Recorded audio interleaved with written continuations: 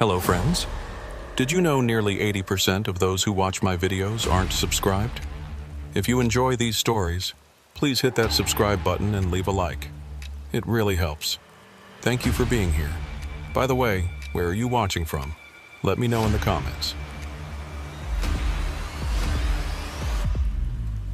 It was past 2 in the morning when I rolled through the last checkpoint before the Gen Kong stretch. Richardson Highway, southbound from Fairbanks. The kind of route where you don't see another soul for hours if the weather turns. And tonight, the weather had turned bad. My name's Waylon Trask. Been driving long haul for 12 years. Most of it up here in Alaska where the roads don't forgive mistakes and the cold doesn't give second chances. This particular run was supposed to be routine. Plywood pallets and construction insulation headed down to Anchorage. Light enough load, but the schedule was tight. I had 13 hours to cover 300 miles, and that doesn't sound bad until you factor in black ice, wind shear, and visibility that drops to nothing when the snow decides to move sideways instead of down. The thermometer on my dash read minus 32 Fahrenheit. Outside, it felt colder. The kind of cold that makes metal brittle and turns moisture in your breath into tiny crystals before it even leaves your mouth. I had the heat cranked, but it barely kept the cab warm enough to stop the windshield from fogging on the edges. The highway stretched ahead like a tunnel carved through nothing. My headlights threw back white cones that barely penetrated 20 feet.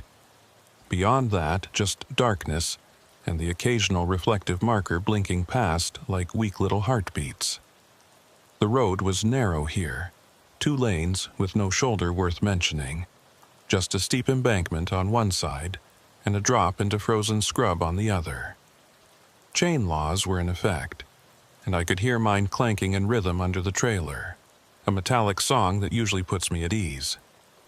Tonight, it sounded different, sharper, more insistent. The CB radio hissed with static.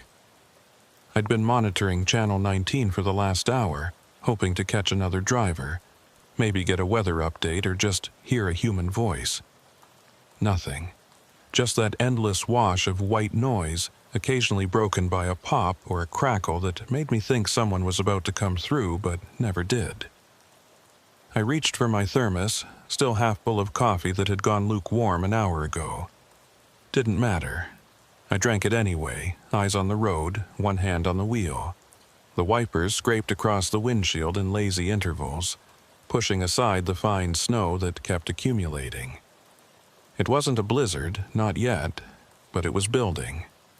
I could feel it in the way the wind buffeted the trailer, in the way the road seemed to disappear just a little faster with each passing mile. That's when I passed the first mile marker, mile 247. Nothing unusual about it. Just a green, reflective post with white numbers, same as 100 others I'd passed tonight. I noted it out of habit, the way you do when you're trying to stay awake and aware. 13 miles to the turnaround point where the road widened, and there was a pullout with a heated outhouse. I was planning to stop there, check the straps, maybe grab 10 minutes of rest before the final push. The CB crackled again. This time it didn't fade back to static. A voice came through. Faint, like it was traveling from very far away or through some kind of interference. "Still there?" I grabbed the mic, thumbed the button. "This is Waylon, southbound on Richardson near mile 247. Go ahead." Static, then barely audible, the same voice. "Still there?" "Copy that, I'm here. What's your 20? You need assistance?" Nothing. Just that low, endless hiss. I waited, mic in hand, watching the road and listening hard. Sometimes, transmissions bounced weird up here, caught between mountains or got chewed up by atmospheric conditions. But this didn't sound like interference. It sounded like a question. A specific question, repeated. I clipped the mic back and turned my attention to the road. The snow was getting heavier now, swirling in the headlights like a living thing. Visibility dropped to 15 feet, maybe less. I eased off the throttle, letting the rig slow to 40, then 35. Speed didn't matter if you couldn't see where you were going. That's when I saw the figure. At first, I thought it was a road sign, something tall and dark standing just off the shoulder on the right side. But as I got closer, the shape resolved into something else. A person, standing motionless, facing the road. I hit the brakes gently, felt the anti-lock system pulse under my foot. The trailer shuddered but held the line. I rolled to a stop about 20 feet from the figure, hazard lights flashing, and stared. It was a man, or at least it looked like a man. Heavy parka, hood pulled up, hands buried in pockets. He wasn't moving, wasn't waving for help, just standing there in the middle of nowhere, in minus 30-degree cold, like it was the most natural thing in the world. I rolled down my window an inch, letting in a blast of frigid air that stung my face. "Hey, you need help?" No response. The figure didn't turn, didn't acknowledge me. Just stood there facing south, the direction I was headed. I laid on the air horn. One long blast that echoed out into the frozen night and died almost instantly, swallowed by the wind and snow. Still nothing. Every instinct I had was screaming at me to roll forward, leave this behind, keep moving. But another part of me, the part that still remembered what it meant to be decent, wouldn't let me. You don't leave someone out here, not in this cold. Exposure kills in minutes, not hours. I grabbed my flashlight from the door pocket, pulled my gloves on tight, and zipped my jacket all the way up. Then I stepped down from the cab, boots crunching into the snow that had already accumulated on the asphalt. The cold hit me like a physical blow. It sucked the air from my lungs and made my eyes water instantly. I clicked on the flashlight and swept it toward the figure. He was still there, hadn't moved an inch. The beam caught the edge of his parka, dark blue or black, hard to tell in this light. His face was hidden deep in the hood. "Hey!" I shouted, voice muffled by the wind. "You hurt?" I took a step closer, then another. My boots found traction on the ice underneath the snow, but barely. The figure remained still. 5 feet away now, close enough to see the frost that had formed on the outside of his jacket, tiny crystals clinging to the fabric like a second skin. Close enough to see that his hands, still in his pockets, weren't moving, not shivering, not shifting, just still. "Buddy, you need to get in the truck. You're gonna freeze out here." I reached out, intending to touch his shoulder, shake him awake if he was in some kind of hypothermic stupor. My hand passed through empty air. I stumbled forward, off balance, flashlight swinging wild. When I turned back, the figure was gone. Not running, not walking away. Just gone. Like he'd never been there at all. I swept the beam in a full circle. Snow and darkness. Nothing else. My breath came fast now, fogging in front of my face. I could feel my heart hammering in my chest, adrenaline cutting through the cold. Then I looked down. No footprints. Not a single mark in the snow except my own boot tracks leading from the truck. The spot where the figure had been standing was smooth, undisturbed, as if no one had stood there in hours. I backed toward the cab, flashlight still sweeping, and climbed in fast. Slammed the door, locked it, and sat there breathing hard. My hands were shaking, and it wasn't from the cold. The CB crackled. "Still there?" Same voice, same question. Faint, distant, but unmistakable now. It wasn't asking if I was there, it was asking if someone else was. I grabbed the mic, hands still trembling. "Who is this? Identify yourself." Static, then clearer this time, a different voice, older, rough. "Don't stop for him, son. Just keep moving." I recognized the cadence, the tone. It was a trucker, someone who'd been on these roads long enough to know what he was talking about. But before I could respond, the transmission cut out, swallowed by static again. I sat there for a long moment, engine idling, heater blasting, trying to make sense of what I'd just seen, or hadn't seen. My mind ran through possibilities. Hypothermia. Hallucination? No, I felt fine. Fatigue? Maybe. But I'd been tired before and never seen things that weren't there. Reflection. A trick of the light and snow? None of it felt right. I put the truck in gear and eased forward, eyes locked on the road ahead. The snow was coming down heavier now, and the wind had picked up, rocking the trailer in sharp gusts. I kept my speed low, watching the markers as they appeared and vanished in the sweep of my headlights. Mile 246, mile 245, mile 244. And then, ahead in the distance, another figure. Same stance, same parka. Standing on the right shoulder, motionless. I didn't slow down this time. I kept my foot steady on the throttle and rolled past, eyes forward, refusing to look directly at it. But in my peripheral vision, I saw it turn. Slowly, tracking me as I passed. My hands tightened on the wheel. Mile 243. The CB came alive again, but this time it wasn't a voice. It was a sound. Low and rhythmic, like someone breathing close to a microphone. In and out, slow and steady. It went on for 10 seconds, maybe 15, then cut out abruptly. I reached for the volume knob and turned it down, but the sound continued, barely audible now, but still there, like it was coming from somewhere inside the cab instead of through the speaker. Mile 242, another figure. Left side this time.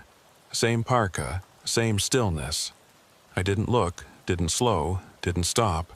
I just kept driving, eyes locked on the white line disappearing under my bumper, jaw clenched so tight my teeth ached. The turnout I'd been aiming for was still 8 miles ahead. 8 miles felt like 80. The CB hissed and popped, then crystal clear, a third voice. Younger, calmer. Mile 247. I froze. That was behind me. I'd passed 247 10 minutes ago. I glanced at the next marker as it loomed out of the snow. Mile 247. My blood went cold.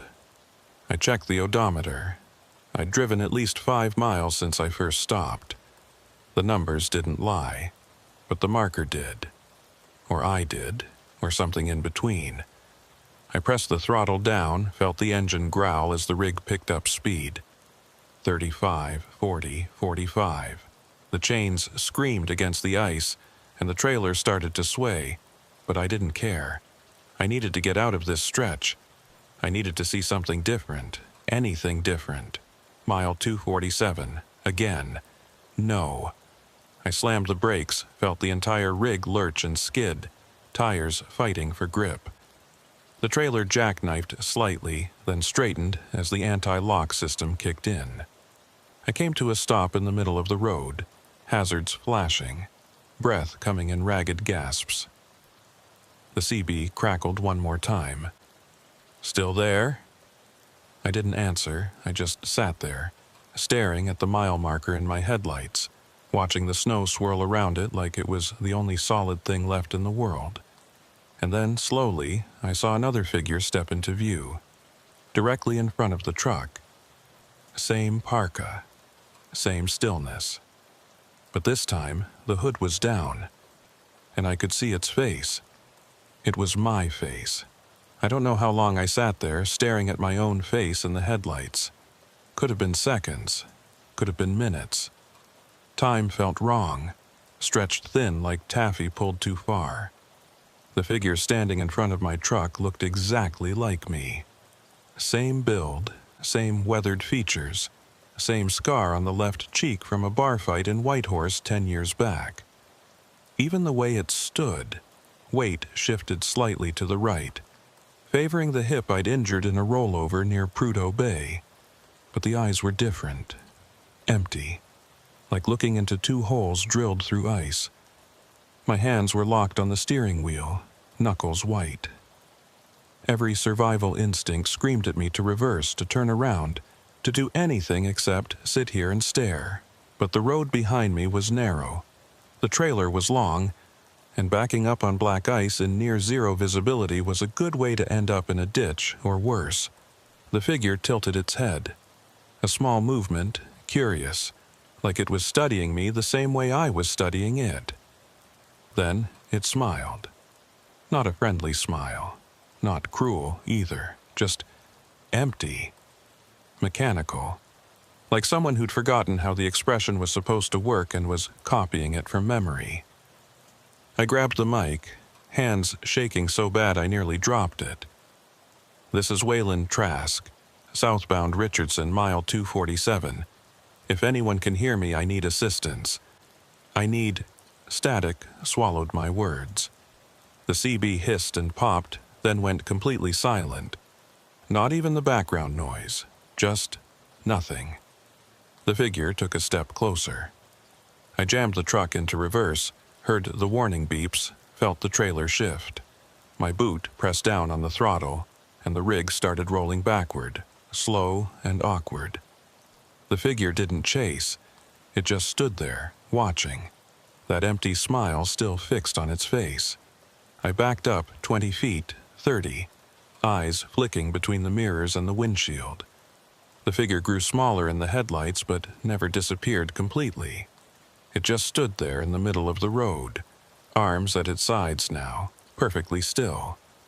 When I'd put enough distance between us, I cranked the wheel, trying to angle the trailer for a turnaround. The chains bit into ice, and the whole rig shuddered. I could feel the weight shifting, the trailer wanting to slide sideways. I eased off, straightened out, tried again. The CB burst to life. "Waylon," my own voice, coming through the speaker, flat and emotionless. "Waylon, you're going the wrong way." I grabbed the mic, nearly shouting. "Who the hell is this?" "You know who this is." I threw the mic down, hands back on the wheel. The figure in the road hadn't moved, but now I could see others. 3 more shapes standing at intervals along the shoulder, all facing me. All wearing the same dark parka, all perfectly still. I got the trailer straight and shifted into first gear, easing forward. I wasn't going back, I couldn't.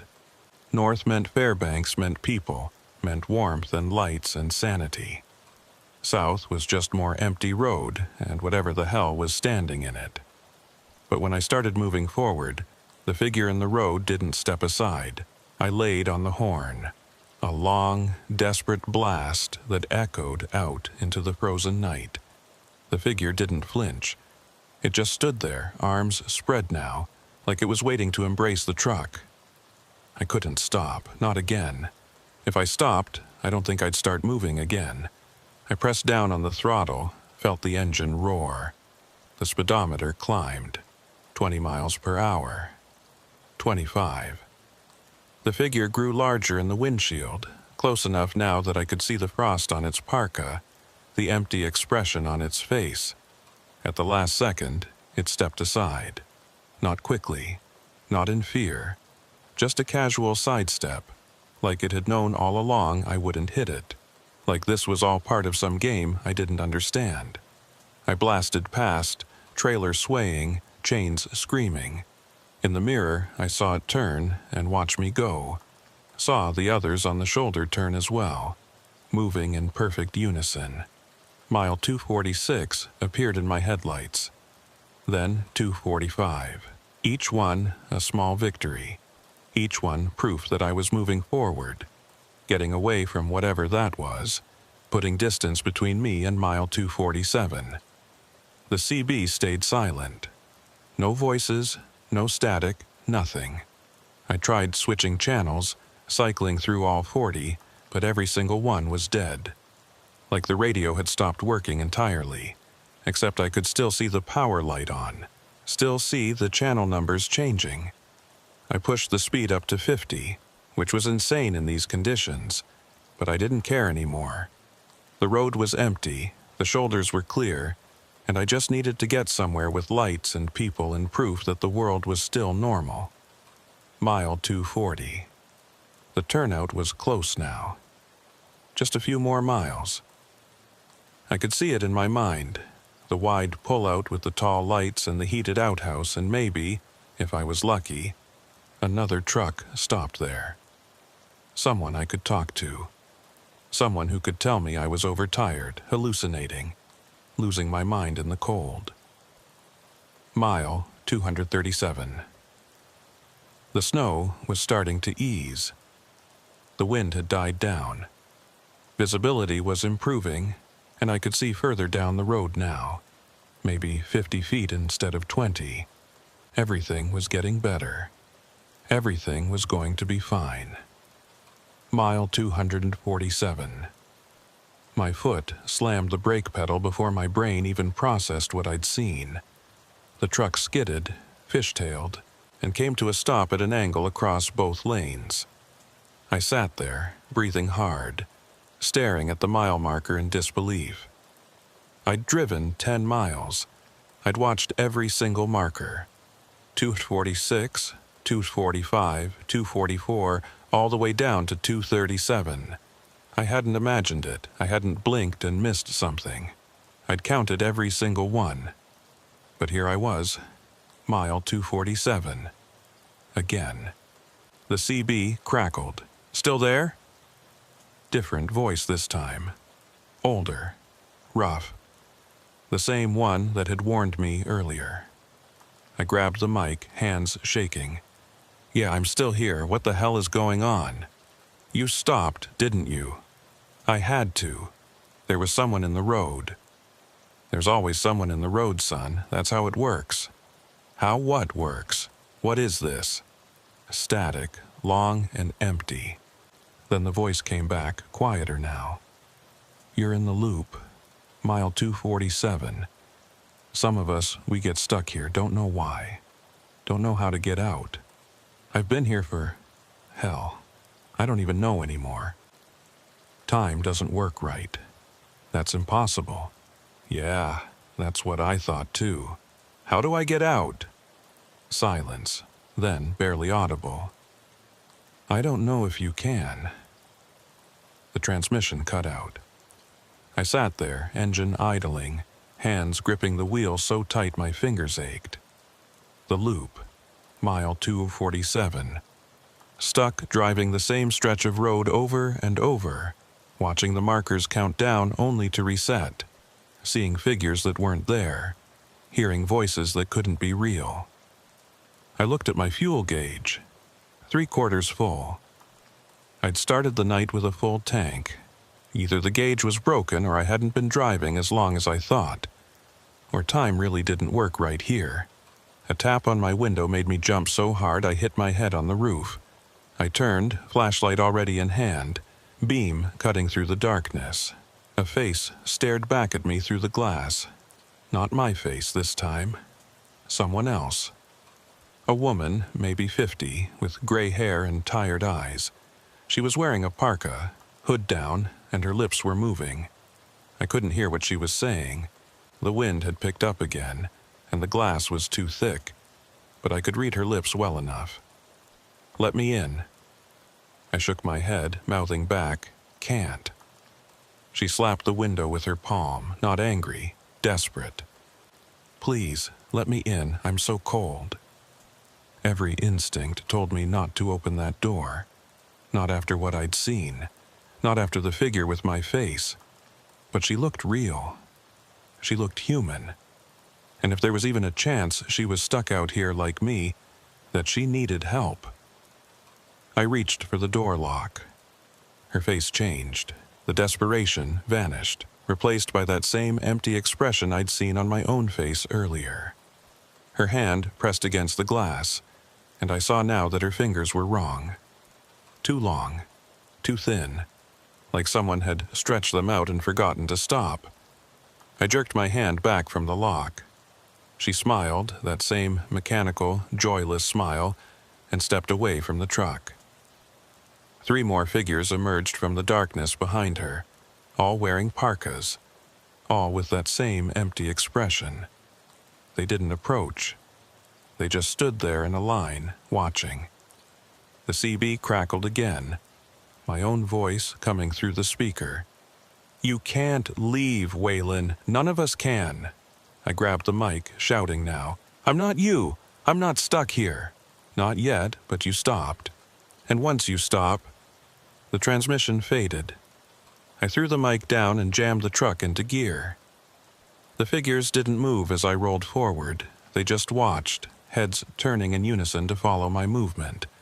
Mile 246. I was counting them out loud now, shouting the numbers like a mantra. Proof that I was moving. Proof that I was getting away. The turnout appeared in the distance. Lights. Tall and bright and blessedly normal. I could see the outline of the outhouse, the parking area, even another truck sitting there with its running lights on. I wasn't alone. There was someone else here. Someone real. I pulled into the turnout fast, chains rattling, and came to a stop next to the other truck. It was a Peterbilt, older model with Montana plates. The engine was running, but the cab was dark. I grabbed my flashlight and stepped down, boots crunching on the packed snow. The cold hit me again, but I barely felt it now. I was too focused on the other truck, too desperate to find another human being. I walked around to the driver's side and shone my light up at the window. Empty, the cab was empty, engine running, heat on, but no driver. I tried the door. Locked. Behind me, I heard footsteps in the snow. I spun around, flashlight beam cutting wild arcs through the darkness. The turnout was empty. No figures, no movement, just my truck with its engine idling and the wind howling through the trees. The footsteps came again, closer this time, steady and rhythmic, crunching through the snow. I backed toward my truck, flashlight still sweeping. The beam caught something at the edge of the lot, a trail of footprints leading from the trees toward the outhouse. Fresh prints, barely filled with snow. They stopped at the outhouse door. I should have gotten in my truck and left. I should have driven until I'd ran out of fuel or hit Fairbanks or woke up from whatever nightmare this was. But I needed to know. I needed to see. I walked toward the outhouse, flashlight beam fixed on the door.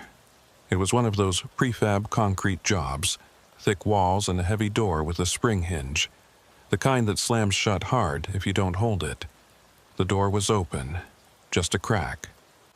Darkness beyond. "Hello?" My voice sounded small and pathetic. "Anyone in there?" No answer. I pushed the door open wider, flashlight beam cutting inside. The outhouse was empty, just a toilet and a sink and a small heater mounted on the wall. But the footprints continued inside, crossing the concrete floor and stopping at the back wall. Stopping at the wall, not at the toilet, not at the sink, at a solid concrete wall with nowhere to go. I stepped inside, following the prints. They were clear and distinct, made by boots just like mine. I reached out and touched the wall where they ended. Solid. No hidden doors, no panels, nothing. Just cold concrete. The door slammed shut behind me. I spun around, heart hammering, and grabbed the handle. It turned, but the door didn't open. Something was holding it from the outside. I put my shoulder into it and pushed, felt it give slightly, then slam shut again. "Hey, let me out!" The CB in my truck crackled, loud enough that I could hear it even through the concrete walls. "Still there?" I threw my weight against the door. Once, twice. On the third try, it burst open and I stumbled out into the snow, flashlight falling from my hand. The turnout was different now. Both trucks were gone, mine and the Peterbilt. The lights were still on, but the parking area was empty, just undisturbed snow and tire tracks that ended abruptly in the middle of the lot, like the trucks had simply vanished. I found my flashlight, hands numb now, and walked to where my truck had been parked. The tracks were there, clear as day. I could see where I'd pulled in, where I'd stepped down from the cab. But they just stopped, like someone had erased everything beyond a certain point. A sound made me turn, an engine, coming from the highway. I ran toward the entrance of the turnout, waving my flashlight, shouting. A truck appeared, headlights cutting through the snow, and I felt a surge of relief so strong it made my knees weak. Saved, someone real, someone who could help.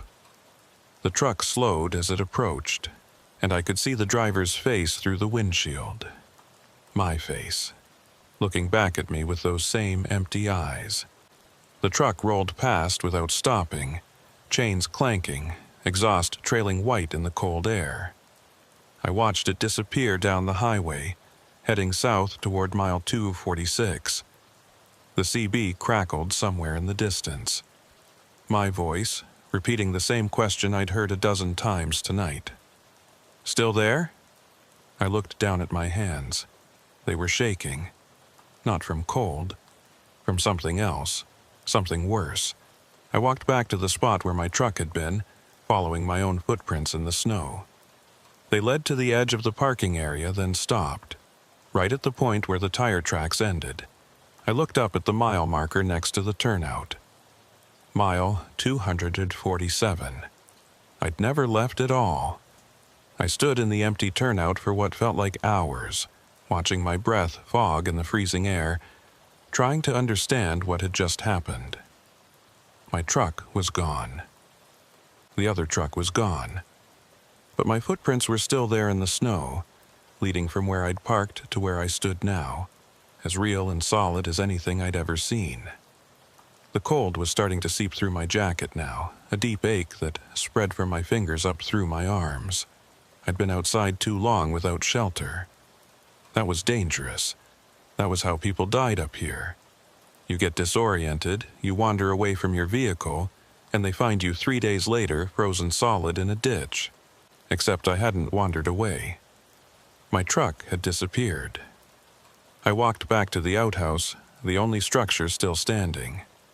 The footprints I'd followed earlier were gone now, covered by fresh snow. Inside, the heater was still running, putting out a weak stream of warm air. I stood in front of it, hands extended, trying to get feeling back into my fingers. Think, Waylon, think it through. Option 1. I was hallucinating. Carbon monoxide leak in the cab, maybe. Odorless, colorless, makes you see things that aren't there. Except I'd been outside for the last 20 minutes, breathing clean air, and nothing had changed. Option 2. I'd fallen asleep at the wheel somewhere back around mile 260, crashed into a ditch, and was now unconscious and dreaming all of this while slowly freezing to death. That would explain the repetition, the impossible geography, the figure with my face. Dreams didn't follow logic. Option 3. Something else. Something I didn't have words for. I pushed that thought away and focused on immediate survival. No truck meant no shelter, no heat, no CB radio. The outhouse would keep me alive for a while, but not long.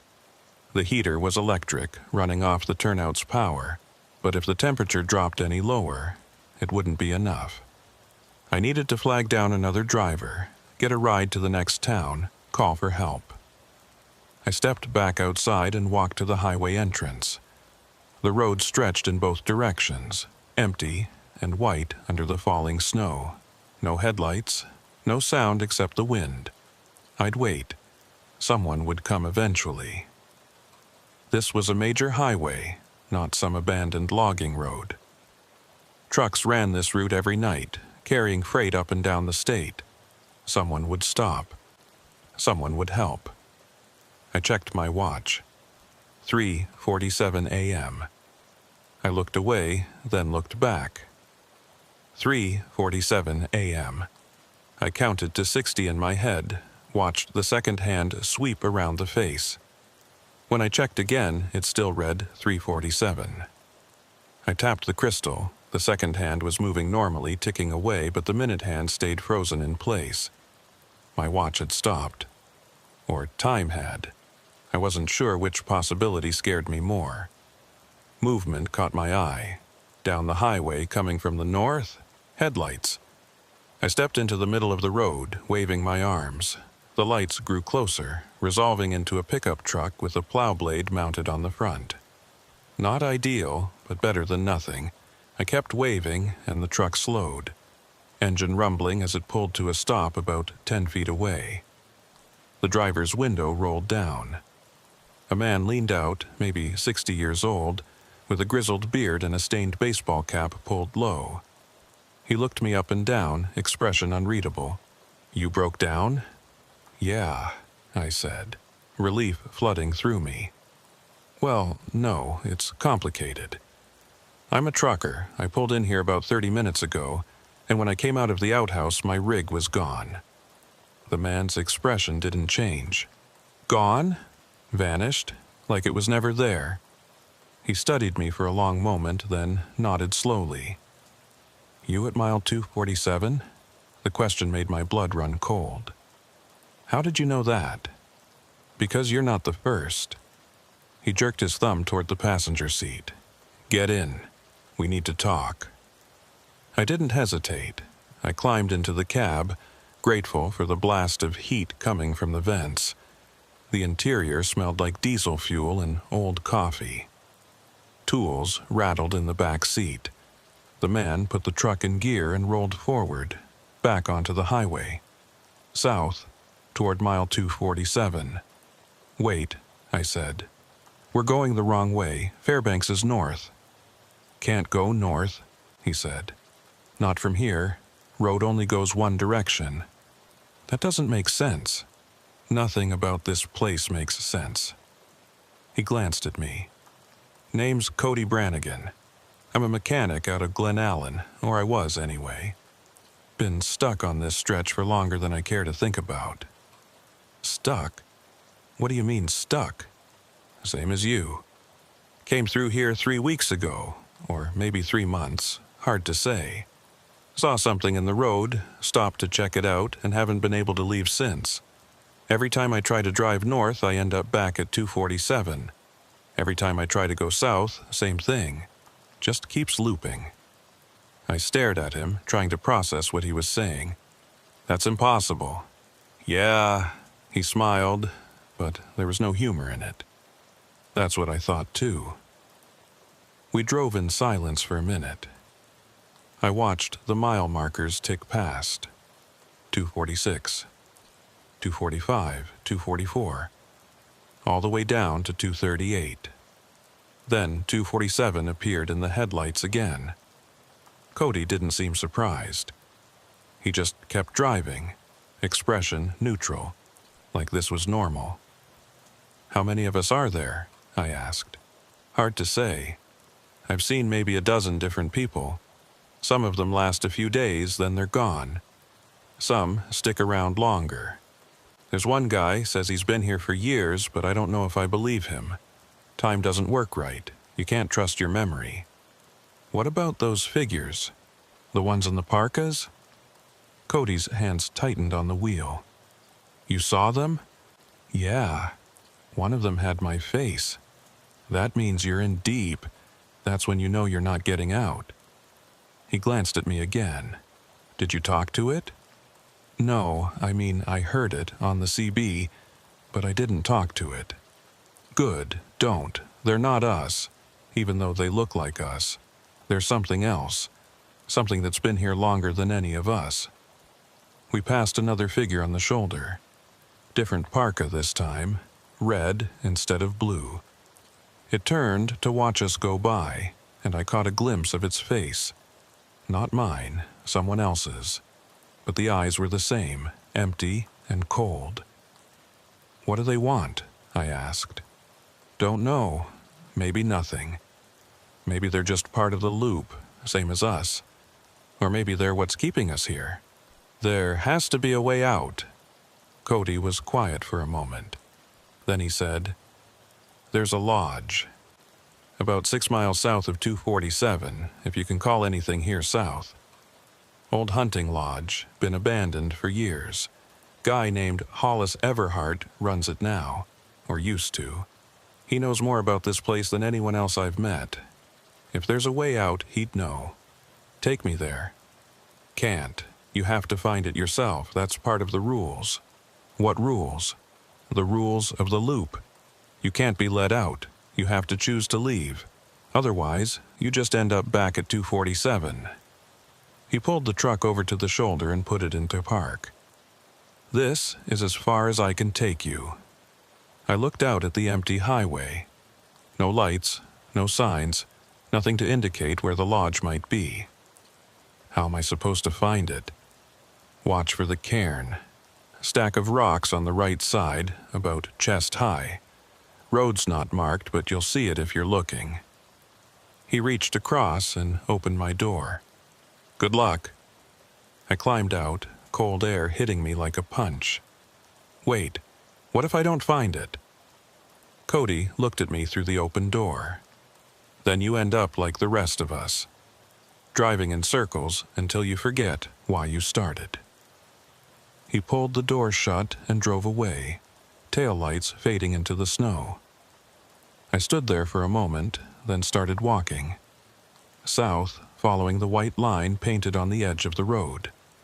The snow was getting heavier again, and the wind cut through my jacket like it wasn't there. I kept my head down, watching for the cairn Cody had mentioned. Mile 246. The numbers counted down, and I kept walking, boots crunching on the packed snow. My fingers were numb again, and my face felt frozen, but I didn't stop. I couldn't. If I stopped, I'd end up back at 247. That was the pattern. That was the trap. A sound made me look up. Engine noise coming from behind me. I turned and saw headlights approaching fast. A truck, big one, running without chains. It was moving too fast for the conditions, fishtailing slightly as it bore down on me. I stepped off the road onto the shoulder and watched it pass. It was my truck, my Freightliner, with my load of plywood pallets still strapped to the trailer. And behind the wheel, barely visible through the glare of the headlights, was me. The truck didn't slow. It just kept going, heading south, leaving me standing on the side of the road. I watched until the taillights disappeared, then turned and kept walking. Well, 243. The cairn appeared on my right. Exactly like Cody had described. A stack of rocks about chest high, arranged in a rough pyramid. Behind it, barely visible through the snow, was a narrow road cutting off into the trees. I took the turn, leaving the highway behind. The road was unpaved, just packed snow and gravel, winding through stands of black spruce and white birch. No tire tracks, no footprints, nothing to indicate anyone had used it recently. After about a quarter mile, the trees opened up and I saw the lodge. It was bigger than I'd expected. 2 stories with a steep roof and a wide porch running along the front. Lights burned in the windows, warm and yellow, and smoke curled from the chimney. I climbed the steps to the porch and knocked on the door. No answer. I tried again, harder this time, and the door swung open on its own, revealing a large room with a stone fireplace and rough-hewn furniture. "Hello," I called out. A man emerged from a doorway at the back, tall and thin, with silver hair and sharp eyes. He looked me over the same way Cody had, measuring something I couldn't see. "You must be Waylon," he said. "I've been expecting you. How do you know my name?" "Because you're not the first version of you I've met." He gestured toward the fireplace. "Come in. Warm yourself. We need to talk about what happens next." I stepped inside, and the door swung shut behind me. The warmth from the fire felt incredible after the cold outside, but something about this place made my skin crawl. The furniture was wrong somehow. Too clean for an abandoned lodge, too precisely arranged. And the smell, underneath the wood smoke and coffee, was something else, something metallic and cold. "Are you Hollis Everhart?" I asked. "I am, or I was. Hard to say anymore." He poured 2 cups of coffee from a pot on the hearth and handed me one. "Sit down. You're going to want to be sitting for this." I took the cup, but didn't drink. "Cody said you know how to get out of the loop." "I do." Hollis settled into a chair across from me. "But you're not going to like the answer. Try me. You can't get out. Not the way you're thinking. The loop isn't something that can be broken or escaped. It's a place, a real place, with its own geography and rules. Mile 247 is the center, and everything radiates out from there in patterns. Some people can navigate those patterns, most can't. That doesn't make sense. Roads don't work that way. This one does." He took a sip of coffee. "The question you need to ask yourself is why you stopped. Because everyone who ends up here stopped for something. A figure in the road, a broken down car, a voice on the radio. Something made them stop, and once they did, they couldn't start again. Not really." I thought about the figure with my face, standing in the middle of the road. About how close I'd come to hitting it. About the choice I'd made to swerve instead. "I thought I saw someone who needed help," I said. "And did they?" "No, it wasn't even real." Hollis nodded. "That's the trap. This place, whatever it is, it uses our better instincts against us. Makes us stop when we should keep driving. And once we stop," he gestured around the room, "we end up here. So what do? You make a choice. You can stay here at the lodge where it's warm and safe. Or you can go back out there and keep driving. Keep trying to find the edge of the loop. And if I do that, you'll end up back at 247, again and again, until you become one of those figures on the side of the road waiting for the next driver to stop." He leaned forward. "Or you stay here with me, and maybe eventually you figure out how to live with it." I set the coffee cup down, hands shaking. There has to be another option. There isn't. I've been here longer than anyone. I've tried everything. The only constant is mile 247, and the only choice is whether you keep driving or let yourself rest. I stood up, legs unsteady. The warmth from the fire had made me drowsy, and I realized I hadn't slept in how long? Time didn't work right here. I couldn't remember. "I need to think," I said. "Take your time. You have plenty of it." Hollis leaned back in his chair. "One way or another." I walked to the window and looked out at the snow falling in the darkness. Somewhere out there was the highway, and mile 247, and my truck driving in endless circles with my own face behind the wheel. And somewhere, maybe, was a way home. I don't know how long I stood at that window, watching the snow fall. Could have been minutes. Could have been hours. My watch still read 3:47, and the light outside never changed. Just that same dim pre-dawn darkness, frozen in place like everything else. Behind me, I could hear Hollis moving around the lodge. The creak of floorboards, the clink of a cup being set down. Normal sounds. The kind that should have been comforting but somehow made everything worse. Because they were too normal. Too careful. Like someone performing the motions of being human without quite remembering why. "I had a wife," I said, still looking out the window. "Back before all this. She died 5 years ago. Cancer. I kept driving after that because I didn't know what else to do. Didn't know how to live in a house that was too quiet, too empty." Hollis didn't respond, but I felt him listening. Part of me wondered if I'd been in a loop even before this. Just driving the same routes, stopping at the same truck stops, having the same conversations with the same dispatchers, going through the motions. I turned to face him. Maybe that's why I'm here. Maybe I was already stuck, and this is just the first time I noticed. "Maybe," Hollis said quietly. "Or maybe this place finds people like us, people who are already a little bit lost. How long have you really been here? He looked at me for a long moment. I don't remember anymore. Long enough that the details don't matter. I remember arriving, remember thinking I'd just rest for one night, then head back out in the morning. But morning never came. Just more darkness, more snow, and eventually I stopped counting the days. Do you ever see other people? Besides the ones who end up here? Sometimes. Shadows, mostly.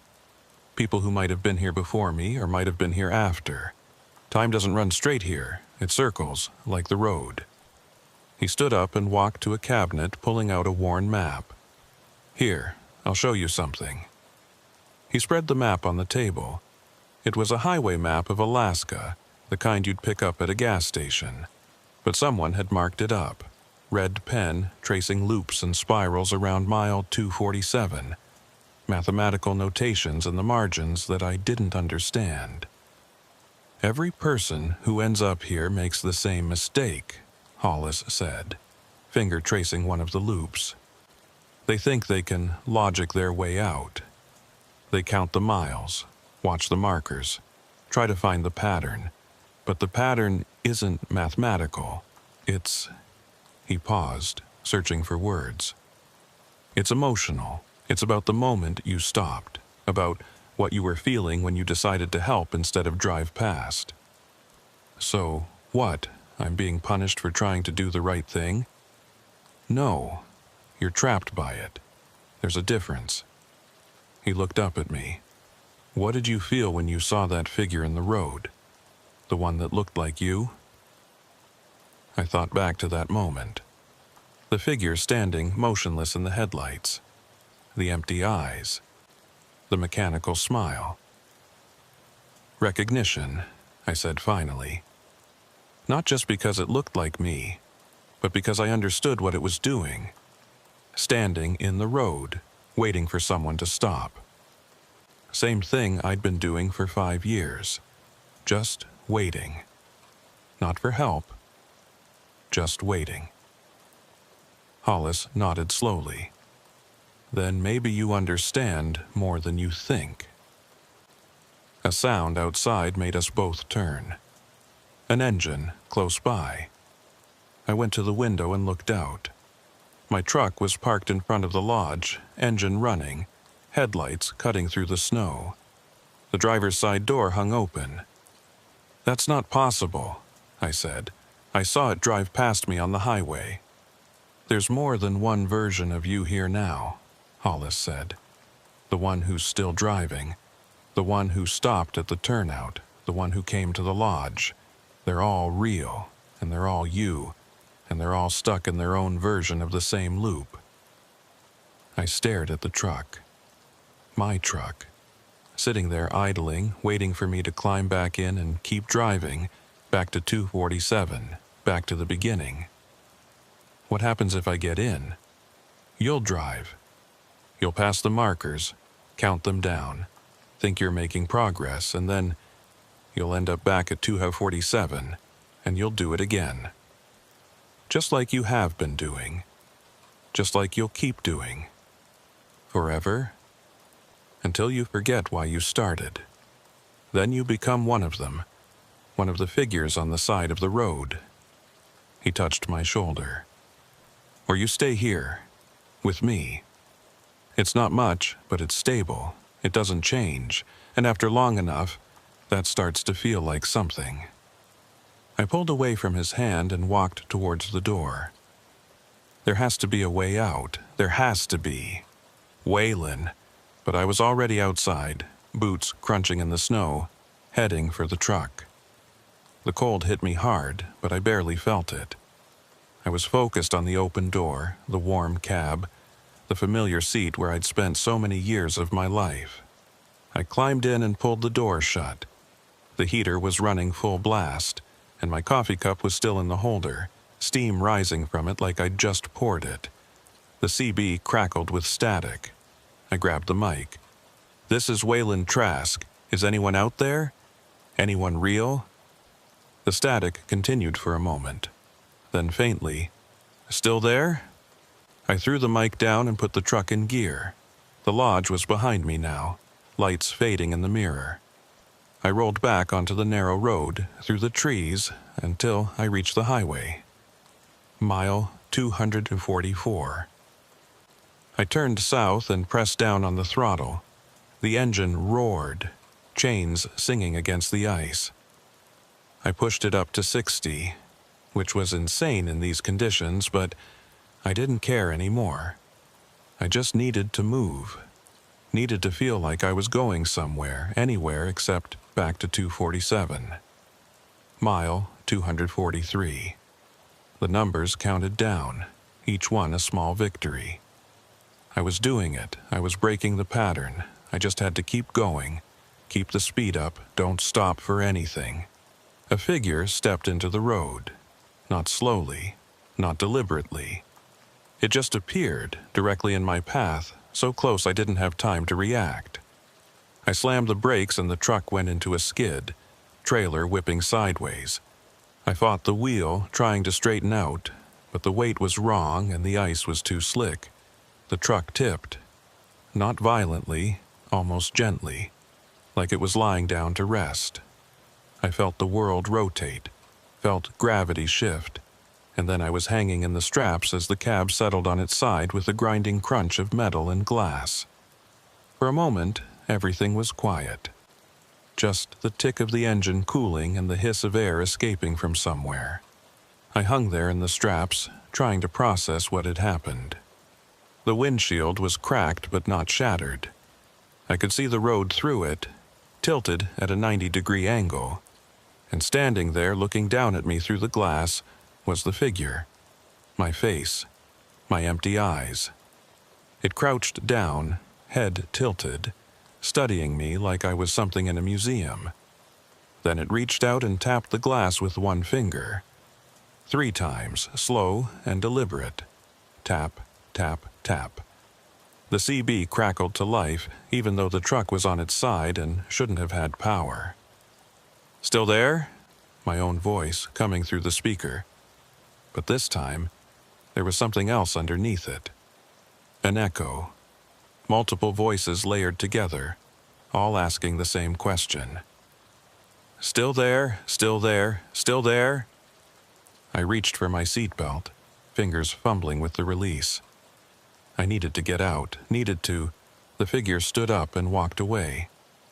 Not back down the highway, off into the snow, into the darkness between the trees. And as it walked, I saw others join it. A dozen figures, then 2 dozen, all wearing dark parkas, all moving in perfect unison. They walked until the darkness swallowed them, and then they were gone. I got the seatbelt unbuckled and kicked out the windshield. The cold air rushed in, but I barely noticed. I climbed out onto the side of the truck and stood there, looking at the empty highway. No tire tracks except my own. No skid marks, just pristine snow and that same endless darkness. And ahead, barely visible in the distance, a green reflective mile marker. Mile 247. I jumped down from the truck and started walking. Not toward the marker, away from it. Due east, off the highway, into the trees. I'd walk until I found something. A house, a town, another road, anything that wasn't part of this loop. The trees closed around me, branches heavy with snow. My breath came in ragged gasps, and my boots punched through the crust with each step. I kept going, pushing through drifts that came up to my knees, using tree trunks to pull myself forward. Behind me, I heard an engine. Then another, then a dozen engines, all running in perfect synchronization. I didn't look back. I pushed deeper into the woods, the sound of the engines fading. Or maybe not fading, maybe I was just getting used to them. After a while, I couldn't tell the difference. The trees started to thin. I could see a clearing ahead, and beyond it, something tall and reflective. A mile marker, mile 247. I stopped walking. My legs gave out, and I sank into the snow, back against a tree. Around me, the woods were silent except for my own breathing and the distant rumble of engines that never quite went away. I pulled out my phone. No signal, as expected, but I opened the camera anyway and took a picture of myself. I don't know why. Maybe to prove I was still real, still here. The preview showed me sitting in the snow, back against a tree, but in the background, barely visible in the darkness, were figures, dozens of them, all wearing dark parkas, all standing perfectly still, all watching me. I closed my eyes, too tired to be afraid anymore, too tired to keep fighting. The cold was seeping in deep now, into my bones, into my thoughts. It would be easy to just rest here, just for a minute, just until... Waylon. I opened my eyes. Cody Brannigan stood in front of me, hands in his pockets, breath fogging in the cold. "You can't stay here," he said. "If you fall asleep, you'll become one of them." "I don't care anymore." "Yeah, that's what they all say." He reached down and pulled me to my feet. "Come on, back to the lodge. It's the only safe place. The lodge is part of the trap. Everything here is part of the trap, but at least there it's warm." He started walking, not waiting to see if I'd follow. I followed. We walked in silence through the trees, and eventually the lodge appeared through the snow. Lights still burning. Smoke still rising from the chimney. Hollis stood on the porch, watching us approach. "Welcome back," he said quietly. I climbed the steps, each one feeling heavier than the last. Inside, the fire was still burning, my coffee cup still on the table where I'd left it, like I'd never left at all. "How many times have I done this?" I asked. Hollis looked at Cody. Cody looked at the floor. "Enough," Hollis said finally. "You've tried leaving enough times that you should understand by now. There's no exit, there's only here." I sank into the chair by the fire. On the table, my phone showed 37 missed calls from a number I didn't recognize. I opened the call log. All from the same number. All from the same timestamp. 3:47 a.m. I pressed play on the most recent voicemail. Static. Then, faintly, my own voice. "Still there?" I set the phone down. I had a delivery to make, Anchorage. Plywood and insulation. Someone's waiting for that load. "No one's waiting," Cody said softly. "Not anymore." Outside, through the window, I could see trucks rolling past on the highway. My truck, over and over, heading south toward mile 247. Different versions of me behind each wheel, all making the same choices, all ending up in the same place. I stood up and walked to the window, pressing my hand against the glass. It was cold, so cold it burned. "What if I just start walking?" I asked. "Not on the road, not in the woods. Just pick a direction and walk until I drop." "Then you drop," Hollis said. "And when you wake up, you'll be back in your truck at mile 247, and we'll have this conversation again." How many times have we had this conversation? Neither of them answered. I watched the trucks roll past, watched myself drive by again and again, an endless procession of Wayland Trasks, all trapped in the same loop, all thinking they were the first, the only, the real one.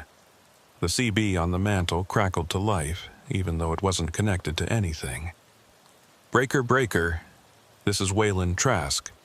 Southbound Richardson Highway, mile 247. Anyone out there?"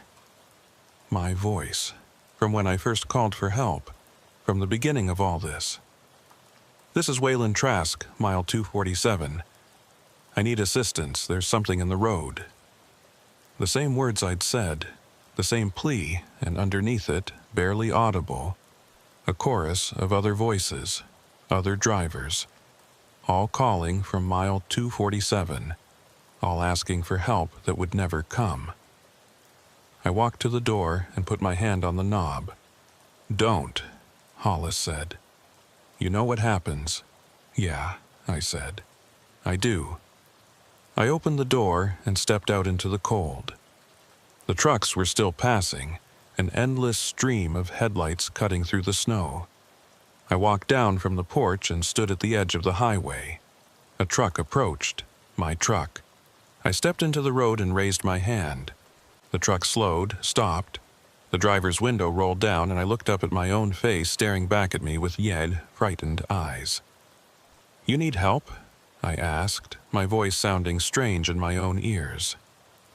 The me in the truck stared down, mouth open, trying to form words. "There's someone in the road," he finally managed. "Did you see them?" "Yeah," I said. "I saw them." "Who are they?" I looked down at my hands. They were too pale, too thin. When had that happened? "We are," I said quietly. The truck door slammed. The engine roared. The Emmy inside gunned it, trying to get away, trying to escape. I watched the taillights fade into the distance, knowing exactly where they were headed. Mile 247. I turned and walked back toward the lodge.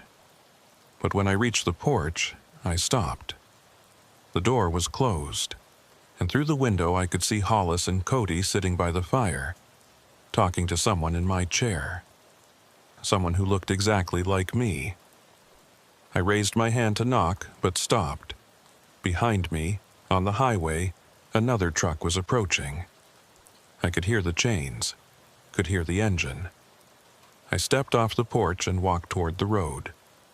The snow fell heavier now, and the cold didn't bother me anymore. I stood at the edge of the highway, hands in my pockets, and waited. The truck's headlights swept over me. I raised my hand. The truck began to slow.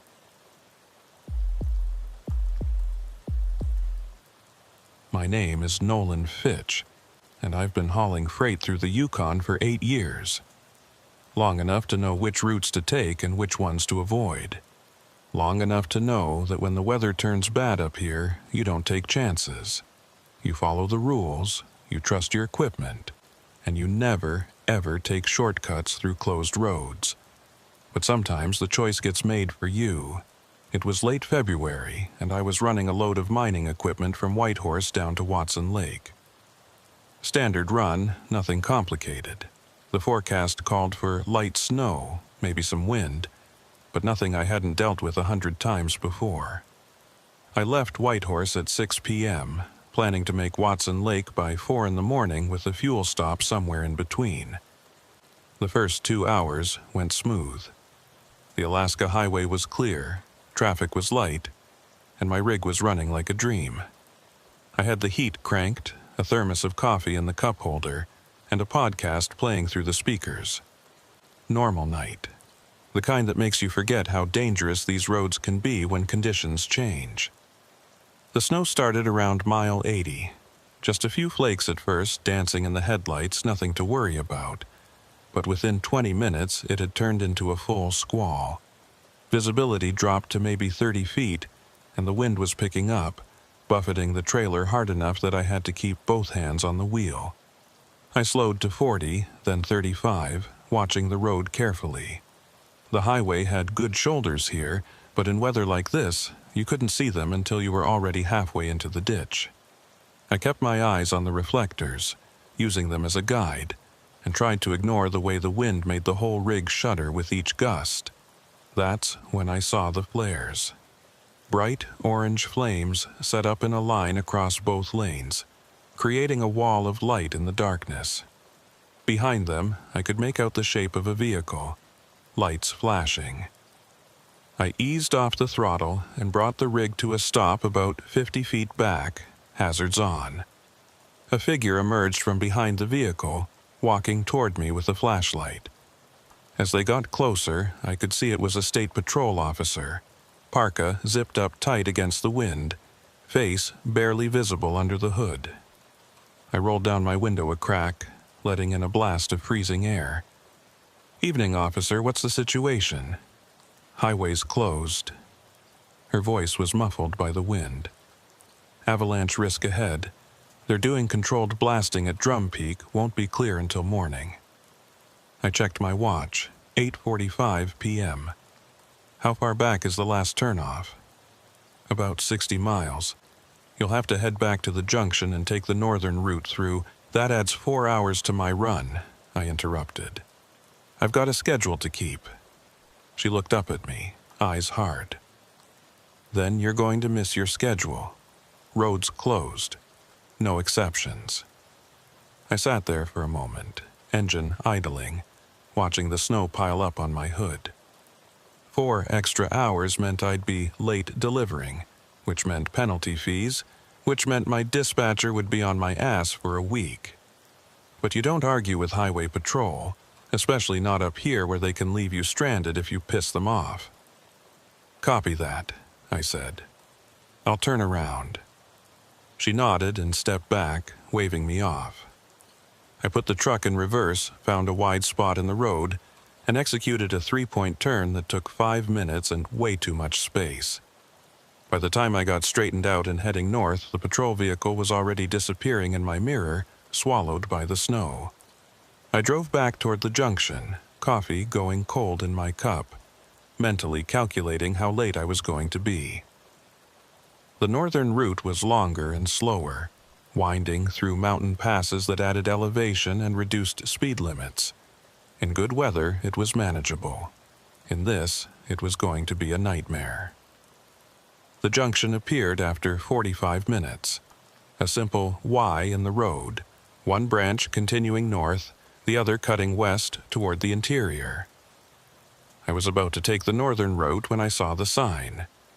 "Road closed. Avalanche control." Orange barriers blocked the turn, the same kind the patrol officer had set up on the main highway. But there was no vehicle here, no officer, just the barriers and the sign and the empty road beyond. I stopped the truck and stared at the barriers, my mind trying to process what I was seeing. Both routes were closed, the main highway and the detour, which meant I was stuck here, in the middle of nowhere, with no way forward and no way around. I grabbed my CB and switched to Channel 19. "This is Nolan Fitch, northbound on the Alaska Highway near the junction. Anyone got information on road closures? Both routes showing blocked." Static. I waited 30 seconds, then tried again. "Any traffic near the Yukon Junction? This is Nolan looking for road status." "Come back." More static. Then, faintly, a voice broke through. "Nolan, this is Kira Drummond, State Patrol. You the truck I just turned around?" "That's me. I'm at the junction now, and the northern route is showing closed too. What's my option here?" Pause. I could hear the crackle of interference on her end. "Stand by, checking with dispatch." I waited, engine idling, watching the fuel gauge. I had maybe 3/4 of a tank, enough to make Watson Lake if I could get moving, but not enough to waste sitting here all night with the engine running. The CB crackled again. "Nolan, you still there?" "Yeah, I'm here." "Okay, bad news. The northern route is closed for the same reason, avalanche control. But there's another option, old tunnel road past Drum Peak. It's not on the main maps anymore, but it's technically open." "Why isn't it on the maps?" "Because it's been decommissioned. They stopped maintaining it 5 years ago, and it's rough, real rough. But it'll get you through to Watson Lake if you're careful." I thought about that. An unmaintained tunnel in the middle of a snowstorm, in the dark, with a full load. Every instinct told me it was a bad idea. How rough are we talking? Narrow. Single lane in places. No lighting. But the tunnel itself is solid, and the road surface is paved. It's just not recommended. But it's open. Technically. Look, it's your call. You can wait here until morning when the main highway opens. Or you can take the tunnel. I can't tell you which to do. I looked at my watch. If I waited until morning, I'd be 8 hours late. If I took the tunnel and it was as rough as she said, I might be 10 hours late, or I might damage the rig, or worse. But sitting here wasn't an option. "Where's the turnoff?" I asked. She gave me directions. About 3 miles south before the avalanche zone, there was an access road marked with a faded sign. Take that west for about 2 miles and I'd see the tunnel entrance.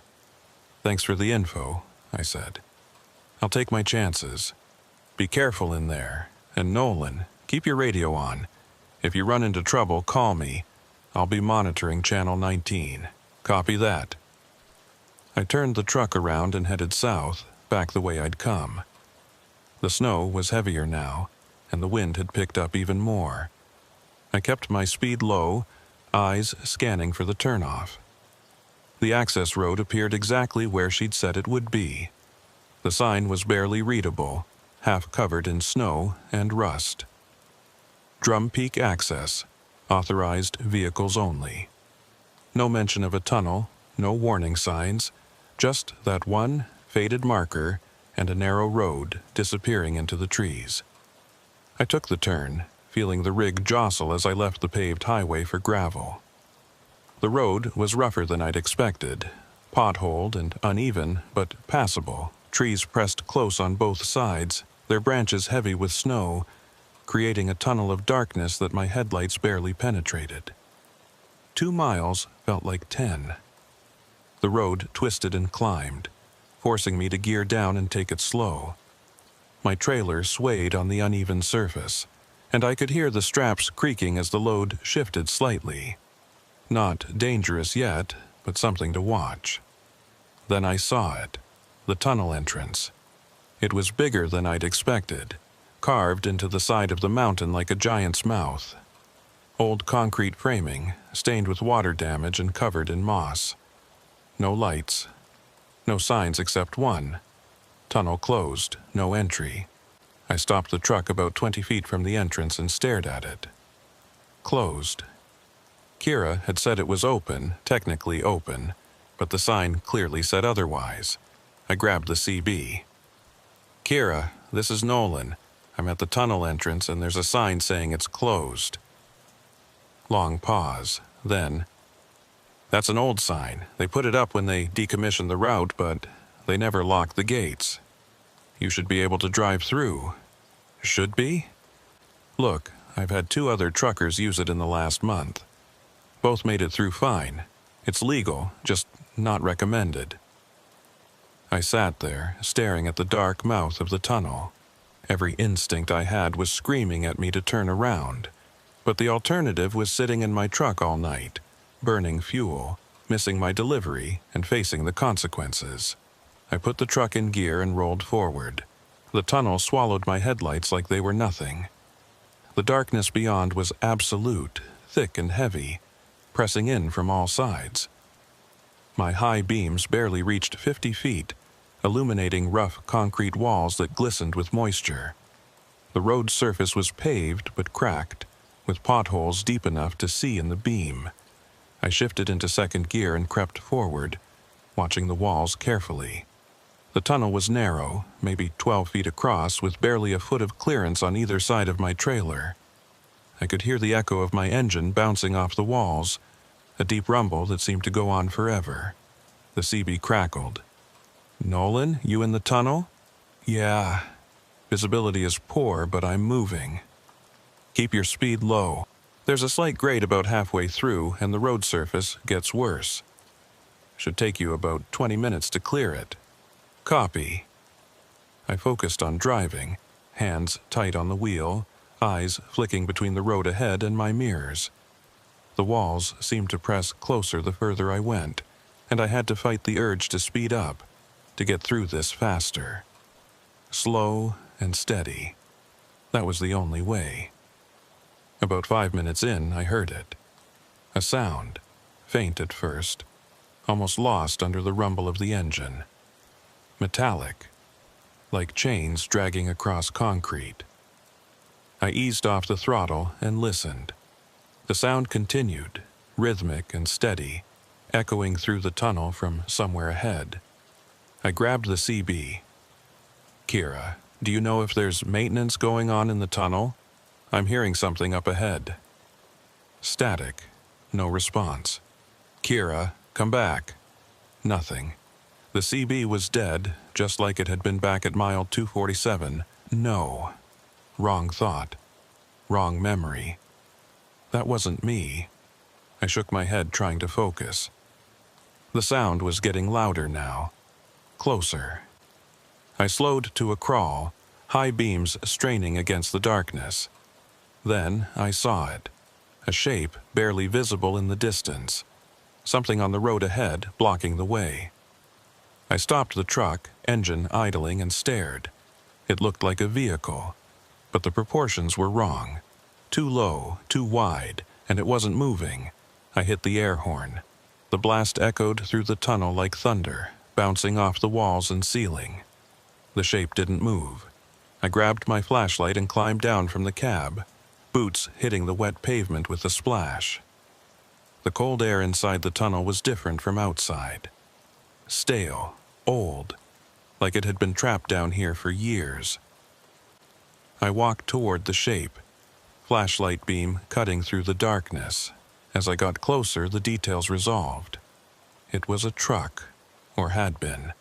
Old, maybe from the 70s, sitting on flat tires with rust eating through the panels.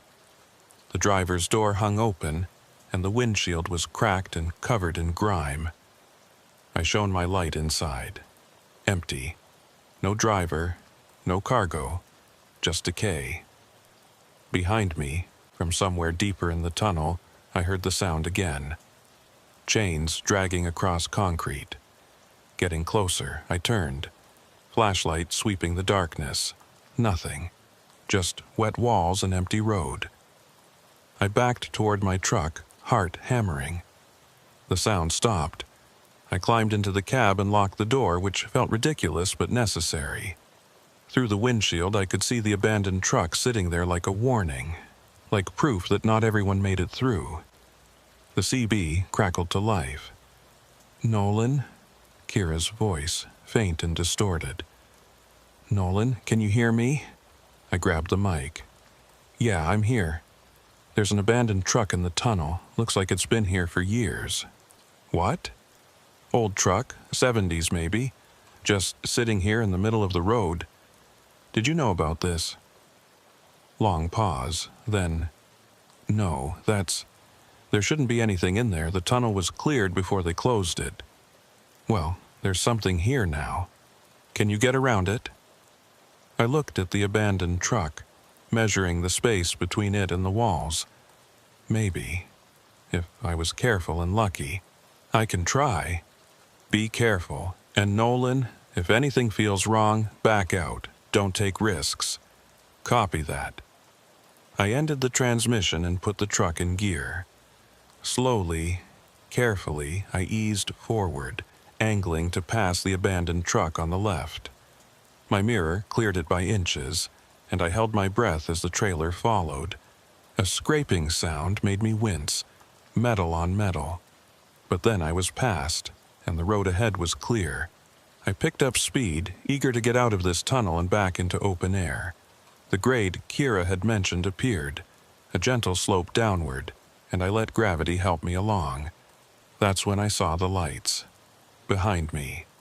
In my mirror. 2 headlights getting closer. Someone else was in the tunnel. I watched the headlights in my mirror getting brighter as they closed the distance. My first thought was relief. Another driver, someone else who'd taken the tunnel route. Maybe someone local who knew the way through. But then I noticed something wrong. The lights weren't bouncing. When you drive through a tunnel like this, on rough pavement with potholes and cracks, your headlights move. They bob up and down, sweep side to side as you navigate around obstacles. These lights didn't. They stayed perfectly level, perfectly steady, like they were floating instead of attached to a vehicle. I pressed down on the throttle, picking up speed. The grade was steeper now, and my rig responded, rolling faster down the slope. I kept one eye on the road ahead and one on the mirror, watching those lights. They matched my speed exactly. When I accelerated, they accelerated. When I had to slow for a rough patch, they slowed too, maintaining the same distance, never closer, never farther. I grabbed the CB mic. "This is Nolan Fitch in the Drum Peak Tunnel. There's another vehicle behind me. Driver, if you can hear me, identify yourself." Static. "Vehicle behind me, flash your lights if you can hear this transmission." The lights in my mirror didn't change, just that steady, unwavering glow. I tried Kira's channel. "Kira, you still monitoring?" Her voice came through, clearer now. "I'm here. What's your status?" "There's someone behind me in the tunnel. They're not responding to CB." "Behind you? That's not possible. You're the only vehicle I cleared through tonight." "Well, someone's here. I can see their headlights." Pause. I could hear the uncertainty in her voice when she spoke again. "Nolan, are you sure it's another vehicle? Could it be a reflection?" I looked at the mirror again. The lights were still there, steady and bright. "It's not a reflection. These are headlights. High beams, looks like. Okay, stay calm. Keep moving forward. You should be hitting the halfway point soon, then it's all downgrade to the exit. How's your fuel?" I checked the gauge. Still 3/4 full. Same as it had been when I entered the tunnel, which didn't make sense. I'd been driving for at least 15 minutes. Should have burned through 1/8 of a tank by now. "Fuel's good," I said, deciding not to mention the gauge issue. "How much farther to the exit?" "Should be about 2 miles. You'll see a green emergency light on the ceiling when you're close. That's your signal that you're near the end." "Copy that." I clipped the mic back and focused on driving. The tunnel walls seemed to press closer now, the ceiling lower. Probably just my imagination, but it made my shoulders tense. I'd never been claustrophobic, but there was something about being this far underground, in the dark, with those lights following behind that made my chest feel tight. The sound started again, that metallic dragging, like chains being pulled across concrete. But this time it was louder, and it seemed to be coming from all around me. From the walls, from the ceiling, from the road itself. I slowed down, listening. The sound continued, rhythmic and deliberate. Not random, not natural. Like someone or something was dragging a heavy chain back and forth, back and forth. In the mirror, the headlights behind me slowed to match my speed. "Kira," I said into the CB, "I'm hearing something in here. Metallic sound, like chains." "Chains? Nolan, there's nothing in that tunnel. It's been sealed and empty for 5 years." "I'm telling you, I can hear it." "Could be your own chains, the ones on your tires. Sound echoes weird in tunnels." I listened carefully.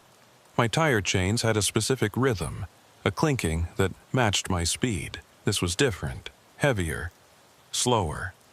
And it didn't change when I changed speed. "It's not my chains," I said. Static. Then, "Nolan, I need you to stay focused. Keep your eyes on the road and keep moving. Don't stop for anything. You're almost through." "The vehicle behind me." "There is no vehicle behind you. I'm looking at the tunnel monitoring system right now. You're the only heat signature in there." I stared at the mirror. The lights were still there, bright and steady, impossible to miss. "Kira, I'm looking right at it. 2 headlights maybe 50 feet back." Long silence. When she spoke again, her voice was quieter. "Nolan, listen to me carefully.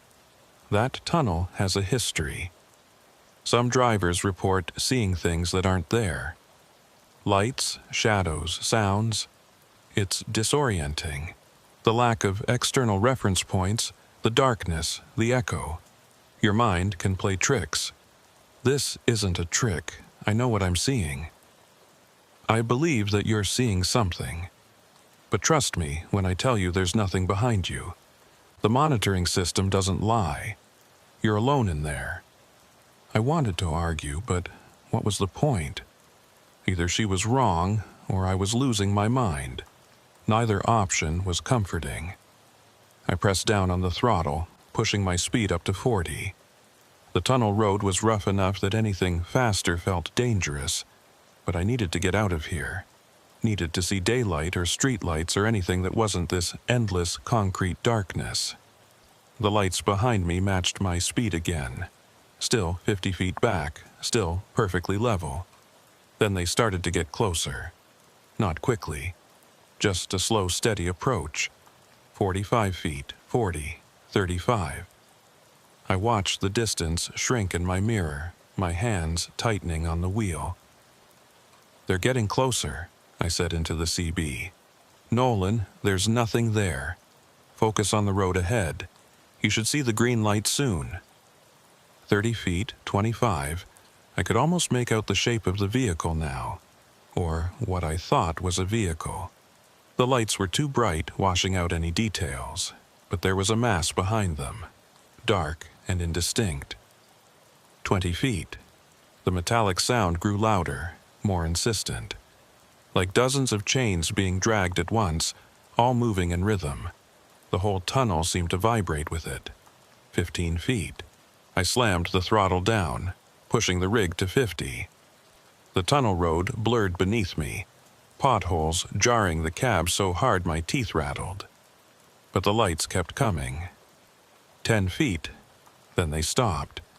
Just froze at that distance, no longer closing but not falling back either. Like they'd hit some invisible boundary and couldn't cross it. I kept my speed high, heart hammering, eyes flicking between the road and the mirror. The lights held their position, and slowly, very slowly, they started to fade. Not disappearing, just dimming, like someone was turning down the brightness. The sound faded with them. The chains grew quieter, more distant, until they were just a faint echo in the background. I saw the green light ahead, a small emergency fixture mounted on the ceiling, glowing softly in the darkness. Kira had said that was the signal. The exit was close. Relief flooded through me. I eased off the throttle slightly, bringing my speed back to a safer 40, and focused on the growing patch of lesser darkness ahead. The tunnel exit. Had to be. The CB crackled. "Nolan, you should be seeing the exit marker. You okay?" "Yeah," I said, my voice rough. "I see it, almost there." "Good. When you exit, there's a pullout about a quarter-mile down the road. Stop there and check your rig. Make sure everything's secure before you continue." "Will do." The exit appeared, a rectangle of slightly lighter darkness framed by the tunnel walls. I rolled toward it, every instinct screaming at me to floor it, to blast out into open air, but I kept my speed steady, controlled. I crossed the threshold, and the tunnel released me. Cold air hit my face through the window crack, fresh and clean and beautiful. I could see trees, snow, the actual sky, even though it was still dark and stormy. Real things, normal things.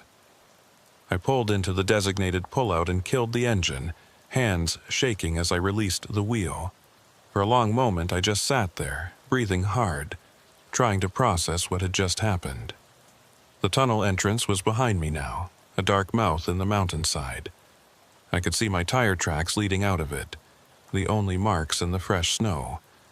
No other tracks. I grabbed my flashlight and climbed down from the cab, needing to move, to do something physical. The night air was freezing, maybe 20 below, but it felt good after the stale atmosphere of the tunnel. I walked around the rig, checking straps and tires, making sure nothing had come loose. Everything looked fine, better than fine. The load hadn't shifted at all, and the tires showed normal wear, like I'd just been on a regular highway instead of that rough tunnel road. I walked back toward the tunnel entrance, flashlight beam cutting through the snow. About 20 feet from the opening, I stopped. There were tire tracks, multiple sets, coming out of the tunnel and continuing down the road. Fresh tracks barely covered by the falling snow. But I was the only vehicle that had come through. Kira had confirmed it. The monitoring system had shown I was alone. I followed the tracks with my flashlight. They paralleled the road for about 30 feet, then veered off into the trees and disappeared. The CB in my truck crackled. I could hear it even from here, Kira's voice calling my name. I walked back and grabbed the mic. "I'm here." "You've been quiet. Everything okay?" "Yeah, just checking the rig." I hesitated. "Kira, when was the last time someone used this tunnel?" "Before tonight?" "About 3 weeks ago. A trucker named Grady McCall. Why?" "Did he report anything unusual?" Long pause. "He mentioned some strange sounds, and he thought he saw headlights behind him, but when he exited, there was no one there." "Why? Did something happen?" I looked back at the tunnel entrance. Dark and quiet now. Peaceful, almost. Like it was just a normal tunnel and not whatever I'd just experienced. "No," I said. "Nothing happened. Just echoes, like you said." "Good. Glad you made it through. You should hit Watson Lake in about 2 hours, if you keep your current pace. Thanks for the help. Stay safe out there." I clipped the mic and stood there for another moment staring at the tunnel. Then I climbed back in the cab, fired up the engine, and pulled back onto the road. The highway was empty. Snow fell steadily, and the wind pushed at my trailer, but it all felt normal. Real. I tried to settle into the rhythm of driving, to forget about the lights and the sounds, and those impossible tire tracks. About 10 miles down the road, my CB crackled again. Not Kira this time. A different voice. Male, rough, tired. "This is Grady McCall to any truck within range. If anyone can hear me, I need help. I'm stuck in the Drum Peak Tunnel and I can't find the exit. I've been driving for hours, and I keep ending up back at the same point. If anyone can hear me, please respond." My blood went cold. I grabbed the mic. "Grady, this is Nolan Fitch. I just came through that tunnel. The exit is about 2 miles in. You should see a green emergency light." Static. Then, "I've passed that light 6 times. Every time I drive through the exit, I end up back at the entrance. I'm trapped in here." "That's not possible." "I know what I'm seeing. I've been in this tunnel for 3 weeks. My fuel gauge hasn't moved. My watch stopped. And there's something else in here with me. Something that follows me every time I try to leave." I didn't respond. Couldn't. Because I'd seen those lights. I'd heard those chains. And some part of me, the part that had felt the wrongness of that tunnel, believed every word he was saying. "If you can hear me," Grady continued, voice breaking, "don't go back in there. Don't try to help me. Just keep driving and forget you ever heard this." "Grady, I'm going to contact the patrol. They can send someone. They already tried. Kira sent a rescue team 2 weeks ago. They went into the tunnel and never came out. She didn't tell you that, did she?" I looked at the radio, mind racing. "No, she didn't. Because she's trying to forget, trying to pretend it didn't happen. But I'm still here, and so are they. We're all still here, driving in circles, and the only thing that keeps us company is whatever lives in this mountain." The transmission cut out. I tried to respond, tried to raise him again, but there was only static. I grabbed my phone and dialed Kira's number. She picked up on the second ring. "Nolan, what's wrong?" "I just heard from Grady McCall on the CB. He says he's trapped in the tunnel." Silence. Long and heavy. "Kira? That's not possible," she said finally. "Grady McCall died 3 weeks ago. His truck was found at the bottom of a ravine about 5 miles from the tunnel exit. He must have gone off the road in the storm. I just heard his voice. He was calling for help. Nolan, listen to me. You're tired. You've been driving all night. You went through a stressful situation in that tunnel, and your mind is playing tricks. Grady is dead. What you heard was probably another driver. or interference, or he knew about the rescue team you sent. The silence that followed told me everything I needed to know. There was no rescue team, she said quietly. I don't know where you got that idea, but no one went into that tunnel after Grady. We found his truck in the ravine, we recovered his body, and we closed the investigation. That's the truth. Then, why does the tunnel monitoring system show I was alone when I could clearly see headlights behind me? I don't know. Maybe the system is faulty. Maybe the tunnel has some kind of electromagnetic interference that affects equipment. Or maybe you were hallucinating from stress and fatigue. Pick whichever explanation makes you comfortable, but the facts are the facts. Grady is dead, there was no rescue team, and you made it through safely. I wanted to argue, wanted to demand answers. But what was the point? Either she was lying or she genuinely didn't know what was happening in that tunnel, and either way, I was out. I'd made it through, and I wasn't going back. Okay, I said, thanks for your help tonight. Get some rest when you reach Watson Lake. You've earned it. She hung up. I set the phone down and focused on the road ahead, trying to ignore the cold feeling in my gut. The miles ticked by. 50 down the highway, 60, 70. The snow started to ease, and visibility improved. I could see the road stretching ahead, empty and normal. My CB crackled again. Nolan, Grady's voice, clearer this time. Don't look in your mirrors. I froze, hands on the wheel, eyes locked forward. There's something behind you. It followed you out of the tunnel. I can see it from in here. It's attached to your trailer now. That's not funny, I said into the mic. I'm not joking. Whatever lives in that tunnel, it doesn't let people leave. Not really. It follows them, watches them, and eventually it brings them back. Back where? To the tunnel. Where else? That's where it lives.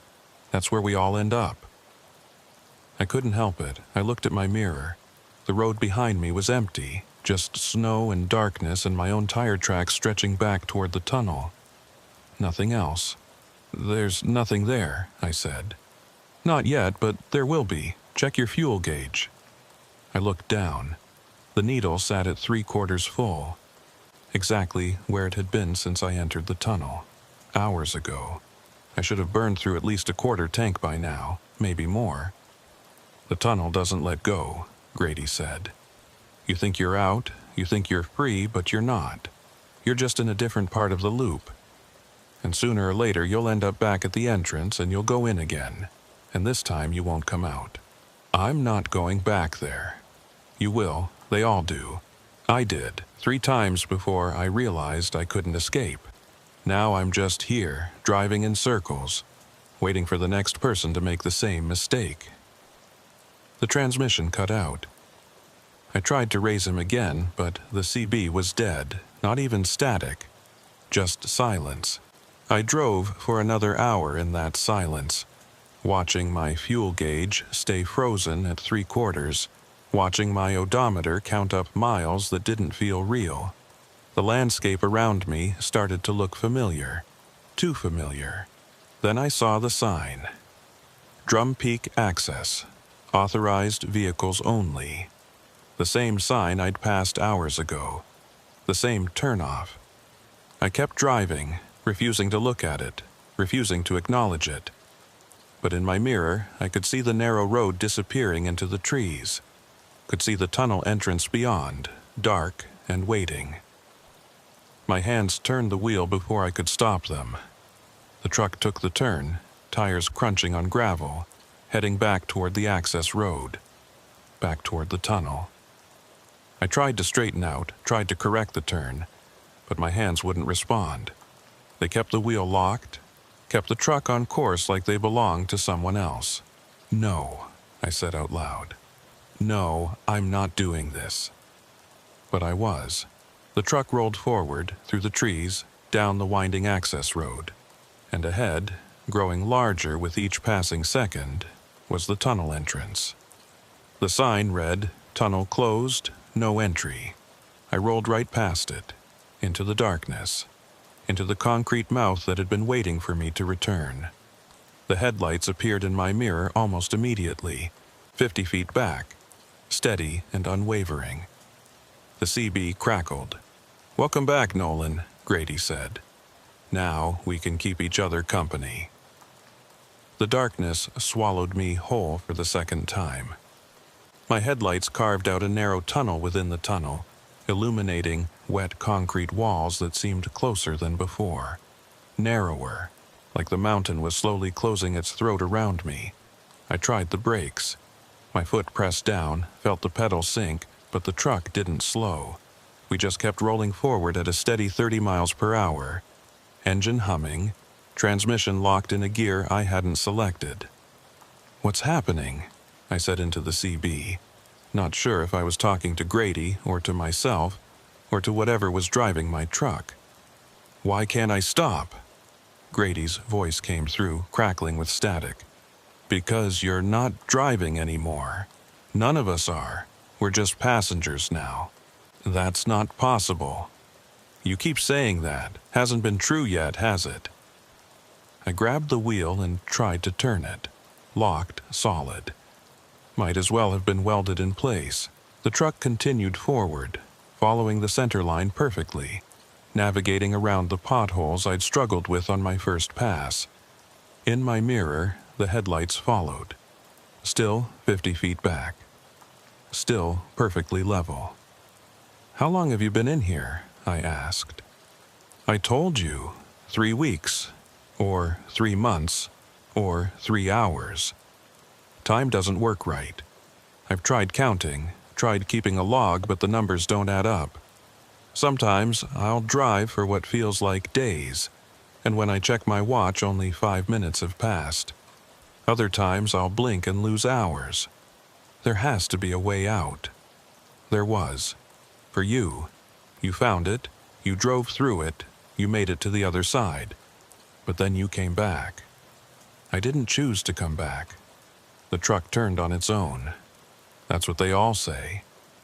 His voice was quiet, resigned. "But you're here now, and here is where you'll stay." I watched the concrete walls slide past, trying to think. There had to be a logical explanation. Carbon monoxide poisoning making me hallucinate. Some kind of magnetic field affecting my equipment and my brain. Hell, maybe I'd crashed hours ago and was dying in a ditch somewhere, dreaming all of this. But the cold metal of the steering wheel under my hands felt real. The rumble of the engine felt real. The fear coiling in my gut felt real.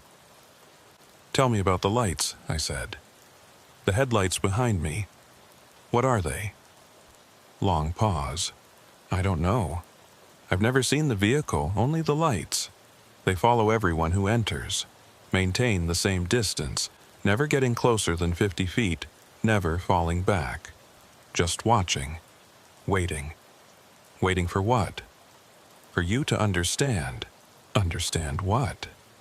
That you're not leaving." The tunnel stretched ahead, seemingly endless. I should have reached the abandoned truck by now, the one I'd passed on my first trip through.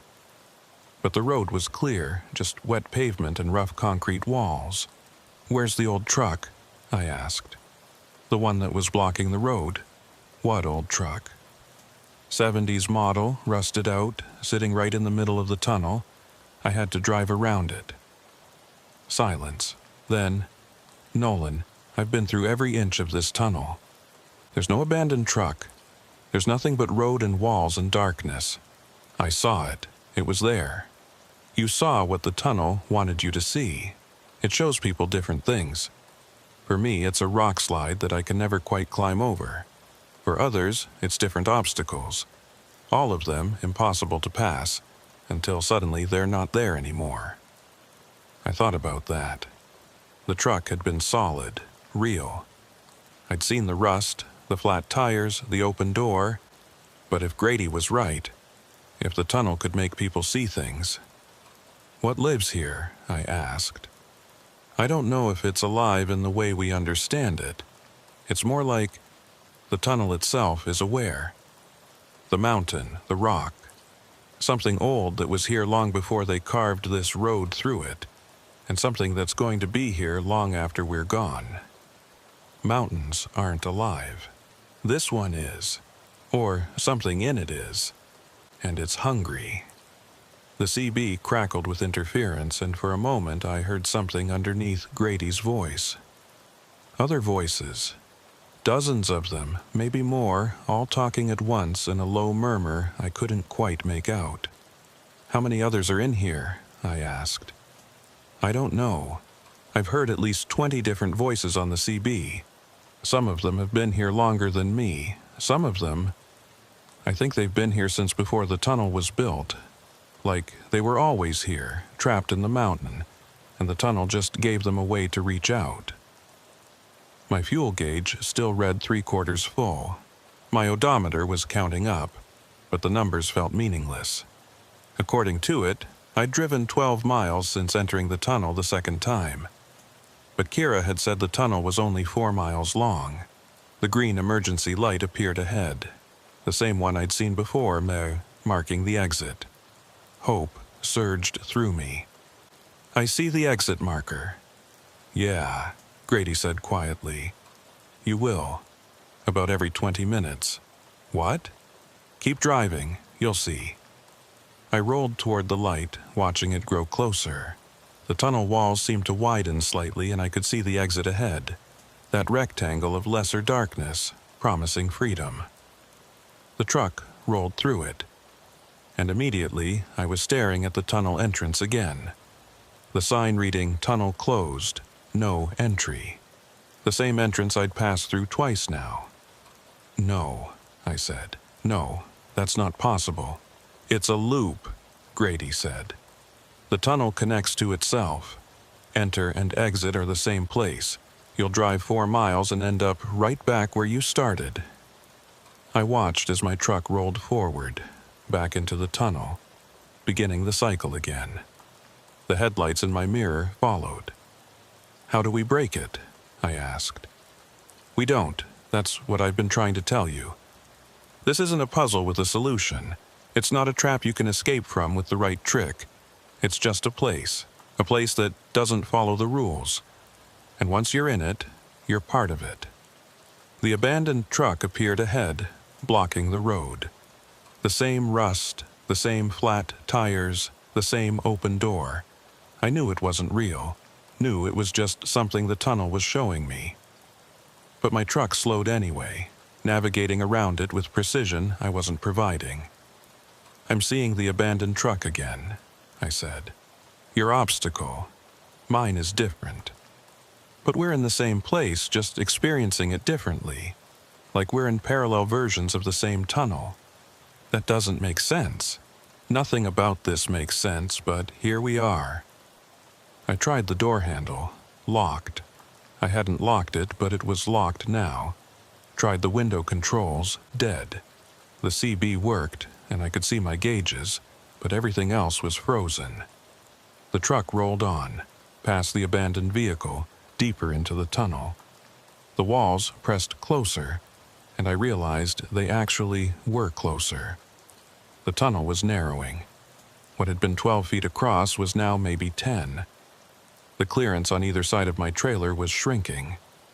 "It's getting narrower," I said. "For you, maybe. For me, it's always the same width, but I've heard others say the same thing. The tunnel adapts to each person, finds what scares them and amplifies it. I'm not scared of tight spaces. Then why is the tunnel getting narrower?" I didn't have an answer for that. The CB crackled, and a new voice broke through. Female, younger than Grady, with an accent I couldn't place. "Is someone else here? Please, if you can hear me, I need help. My name is..." Static swallowed the name, and I've been trapped for 2 days. My truck won't start, and I can't get the doors open. If anyone can hear me, please respond. I grabbed the mic. "I can hear you. This is Nolan Fitch. Where are you?" "I'm in the tunnel, the Drum Peak tunnel. I broke down, and now I can't get out." "Can you see me?" "I have my hazard lights on." I scanned the road ahead. No lights except my own headlights and the ever-present pair in my mirror. I don't see you. What's your location? I'm right here. Her voice rose in panic. Oh God, there's something outside my truck. Something moving in the shadows. Please, you have to help me. Stay calm. I'm coming. Just tell me where you are. The transmission cut out, replaced by static and then silence. Hello? I tried. Can you still hear me? Grady's voice returned. She's gone. They don't last long, the new ones. Either they figure out how to settle into the rhythm, or they panic and disappear. Disappear where? I don't know. Deeper, maybe. There's layers to this place. The tunnel is just the top layer, the part we can see. But there's something underneath. Something that the tunnel connects to. The green emergency light appeared again. I watched it approach. Watched the exit materialize ahead, and this time I tried to fight it. Tried to force the wheel to turn, to break the pattern somehow. Nothing. The truck rolled through the exit and immediately faced the entrance again. Another loop completed. How many times have you done this? I asked Grady. I stopped counting at 300. That was, I don't know how long ago. 300 loops. At 4 miles per loop, that was 1,200 miles. Driven in circles, going nowhere with no way to stop. I looked at my fuel gauge, still 3/4 full. Our trucks don't need fuel in here, Grady said, like he'd read my mind. They don't need oil or coolant or tires that aren't worn down to nothing. They just keep running, forever. What about us? Do we need food, water? I don't know. I haven't felt hungry since the first day. Haven't felt thirsty. Haven't needed to sleep, although sometimes I drift into something like sleep. When I wake up, the truck is still driving, and nothing has changed. The headlights in my mirror flickered. Just once. A momentary dimming, like someone had passed in front of them. Did you see that? I asked. See what? The lights behind me. They flickered. They've never flickered for me. They just stay constant. I watched the mirror carefully. The lights held steady for a moment, then flickered again. Longer this time. And in that moment of darkness, I saw something. A shape, standing in the road between my truck and the following headlights. Too tall to be human, too thin, with proportions that didn't make sense. The lights came back, and the shape was gone. There's something in the road, I said, voice tight. There's always something in the road. The tunnel is full of things that aren't quite there and aren't quite gone. You'll get used to seeing them. I don't want to get used to this. You don't have a choice. The abandoned truck appeared again, and this time I noticed something different. The driver's door was closed. I was sure it had been open before. Sure I'd seen it hanging on its hinges. But now it was closed. And as I drove past, I saw someone sitting in the driver's seat. I couldn't make out details through the grimy windshield. Just a silhouette. But it turned to watch me as I passed, its head rotating with a smooth, mechanical motion. There's someone in the abandoned truck, I said. I know, Grady replied. There's always been someone in mine. The rock slide I can't cross? There's a person standing on top of it. Watching, waiting. I think it's me. I think it's what I'll become if I stop trying to escape. What do you mean? We don't just drive in circles forever. Eventually, we become part of the tunnel. Part of the obstacles it shows to new arrivals. I've heard voices on the CB, people who've been here so long they can't remember their names or where they came from. They're not people anymore. They're just echoes. Recordings that the tunnel plays on repeat. I thought about the figure in the abandoned truck, about the shape I'd seen standing in the road, about all the voices I'd heard on the CB. How long before that happens to us? I asked. I don't know. Maybe it's already started. Maybe we're already echoes, and we just don't know it yet. The tunnel narrowed again. Now maybe 8 feet across. My mirrors were almost scraping the walls. The ceiling seemed lower too, pressing down, making the cab feel smaller. It's getting tighter, I said, trying to keep the panic out of my voice. Fight it. Don't let the tunnel know you're afraid. That's when it gets worse. How do I fight something I can't see or understand? You just do. You keep thinking, keep talking, keep reminding yourself that you're real. That's all we have. Our minds. Once we lose those, we lose everything. The green light appeared, promising another exit that would lead straight back to the entrance. I braced myself for the loop, for the disorienting moment when exit became entrance. But this time, something was different. As I approached the exit, I saw lights ahead. Not the dim glow of the outside world, but bright lights. Headlights, coming toward me from the exit. Another truck driving into the tunnel from the other side. "Grady," I said, "there's another vehicle, coming toward me." "That's not possible. Nothing can enter from outside, only from the entrance. I'm telling you, I see headlights. A truck driving toward me." The vehicle grew closer, and I could make out more details. It was a truck, exactly like mine. Same model, same color, same company logo on the door. It was my truck. Driving toward me, with me behind the wheel, I watched myself approach, watched my own face behind the windshield, expression blank and empty. The other me didn't slow down, didn't swerve. Just kept coming straight at me. We were going to collide.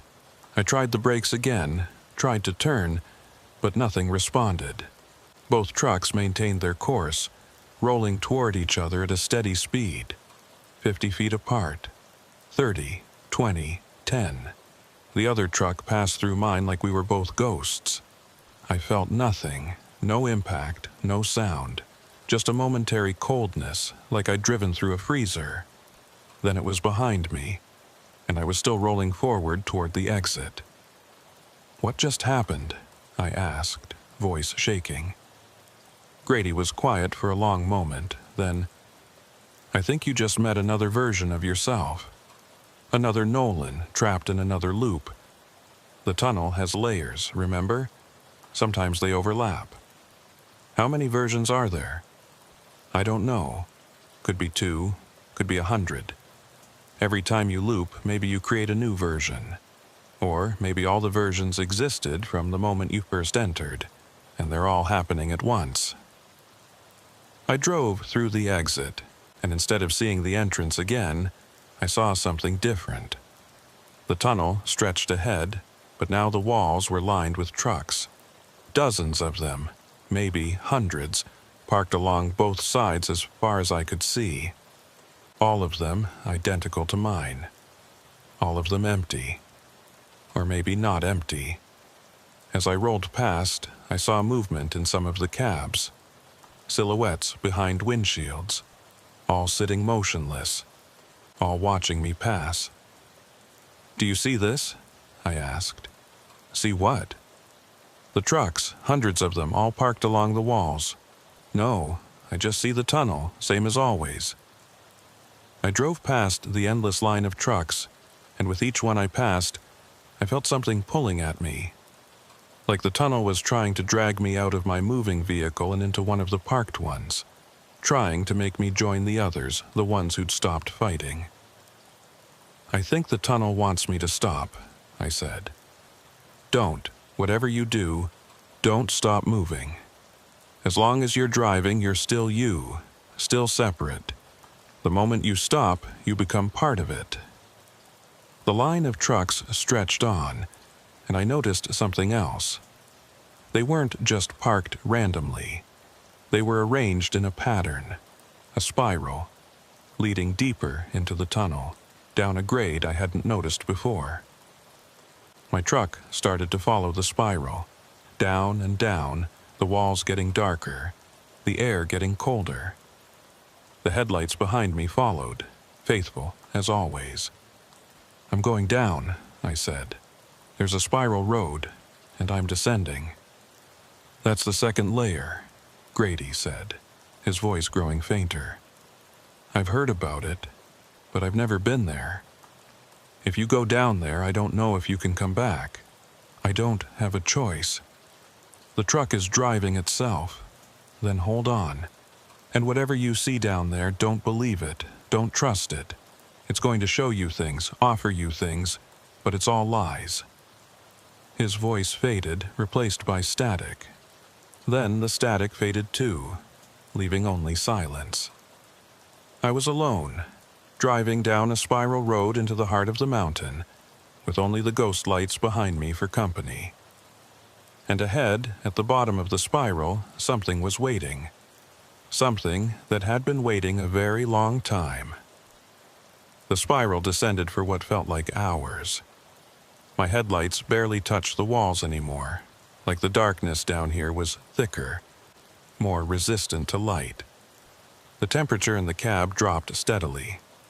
I could see my breath now, little clouds of fog that hung in the air longer than they should. The odometer kept counting. 200 miles since I'd entered the tunnel the second time. Impossible, but the numbers didn't lie. Or maybe they did. Maybe everything down here was a lie, and I was just too deep in it to recognize truth anymore. The parked trucks had disappeared. Now the walls were bare rock, rough and ancient, with veins of something that glittered in my headlights. Not metal, not crystal, something else. Something that seemed to pulse with its own faint light when I looked directly at it. The CB was dead. Not static, not even the hiss of empty channels. Just silence. I was cut off from Grady, from Kira, from whatever voices had been haunting the upper tunnel. Down here, I was truly alone, except for the lights behind me. They were still there, still exactly 50 feet back, still following with that same mechanical precision. The spiral finally leveled out, and I found myself on a straight road carved through solid rock. The ceiling was lower here, maybe 10 feet above my cab. The walls were close enough that I could have reached out and touched them if the windows would open. Ahead, the tunnel widened into something larger, a chamber. My headlights couldn't reach the far wall, couldn't find the ceiling. Just darkness that seemed to swallow the light. My truck rolled into the chamber and stopped. Just stopped. Engine still running, lights still on but no longer moving forward, like I'd reached the end of some invisible track. I tried the controls, the wheel was still locked, the pedals still dead. But something had changed. The pressure was gone. That feeling of being controlled, of being a passenger in my own vehicle, had lifted. I tried the door handle. It clicked, unlocked. I sat there for a moment, hand on the handle, trying to decide. Every instinct screamed at me not to open that door, not to leave the cab. Whatever was waiting out there in the darkness, I didn't want to meet it. But what was the alternative? Sit here forever? Wait for the tunnel to decide what happened next? I grabbed my flashlight, tested it. The beam was weak, barely penetrating a few feet, but it was something. I opened the door and stepped down. The cold hit me immediately. Deeper than the cold outside. Deeper than anything I'd felt in the tunnel above. This was the cold of deep earth, of places that had never known sunlight. It sank into my bones instantly. My boots hit stone instead of pavement. I swept the flashlight around, trying to get my bearings. The chamber was huge, bigger than any natural cave I'd ever seen. The walls curved away into darkness on all sides. Stalactites hung from somewhere overhead, their tips just barely visible at the edge of my light. Behind me, my truck sat with its engine idling and its headlights pointing into the void. The lights that had followed me were gone. Just empty darkness where they'd been. I walked forward slowly, flashlight beam cutting through the black. My footsteps echoed, each sound bouncing back from multiple directions at once. The chamber had strange acoustics, like it was designed to disorient. Shapes began to emerge from the darkness. Vehicles. More trucks, parked in a rough circle around the chamber's center. I counted 12, then 20, then lost track. All different makes and models, different years. Some looked new. Others were ancient, from decades ago, rusted and corroded. I approached the nearest one, a Kenworth, probably from the 80s based on the style. The driver's door was open, the interior light long dead. I shone my flashlight inside. Empty. The seat was covered in dust, the dashboard cracked and faded. But there was something on the seat. I leaned in closer, a logbook. I picked it up, careful not to let it crumble. The pages were brittle with age. I opened it to the last entry, October 15th, 1987. Took the tunnel route past Drum Peak. Dispatch said it would save time. Should have known better. Been driving in circles for 6 hours now. Fuel gauge won't move, radio's dead. If anyone finds this, tell my wife I'm sorry. The entry ended there. No name, no final note, just silence. I set the logbook back and moved to the next truck. This one was newer, maybe from the late 90s. The door was closed, but not locked. Inside, I found another logbook. March 3rd, 1998. The tunnel has me. I don't know how else to explain it. Every exit leads back to the entrance. Every mile I drive takes me nowhere. I've tried ramming the walls, tried driving backwards, tried everything. Nothing works. I'm going to keep trying. I have to believe there's a way out. The next truck, June 22nd, 2003. The next, November 8th, 2009. The next, February 17th, 2015. Each one had a logbook. Each one had a final entry describing the same thing. The loop, the impossible geometry, the slow realization that there was no escape, and each one was empty. The drivers were gone, leaving only their trucks and their final words. I reached the center of the circle. There was something there. A marker of some kind, carved from the same stone as the chamber floor. I knelt down and brushed away the dust. Not a marker, a mile post. Old, weathered, but unmistakable. Mile 247. The same number from Wayland's story. From the highway I'd never driven. But here it was, impossibly, at the bottom of this mountain. I stood up, mind reeling. This wasn't just the Drum Peak Tunnel. This was something bigger. Something that connected to other places, other roads, other traps. Mile 247 wasn't a location. It was a nexus, a point where things that shouldn't connect somehow did. You're starting to understand. I spun around, flashlight swinging wildly. A figure stood at the edge of my light. Tall and thin, wearing a parka. I couldn't see its face, but I knew that stance. That proportions.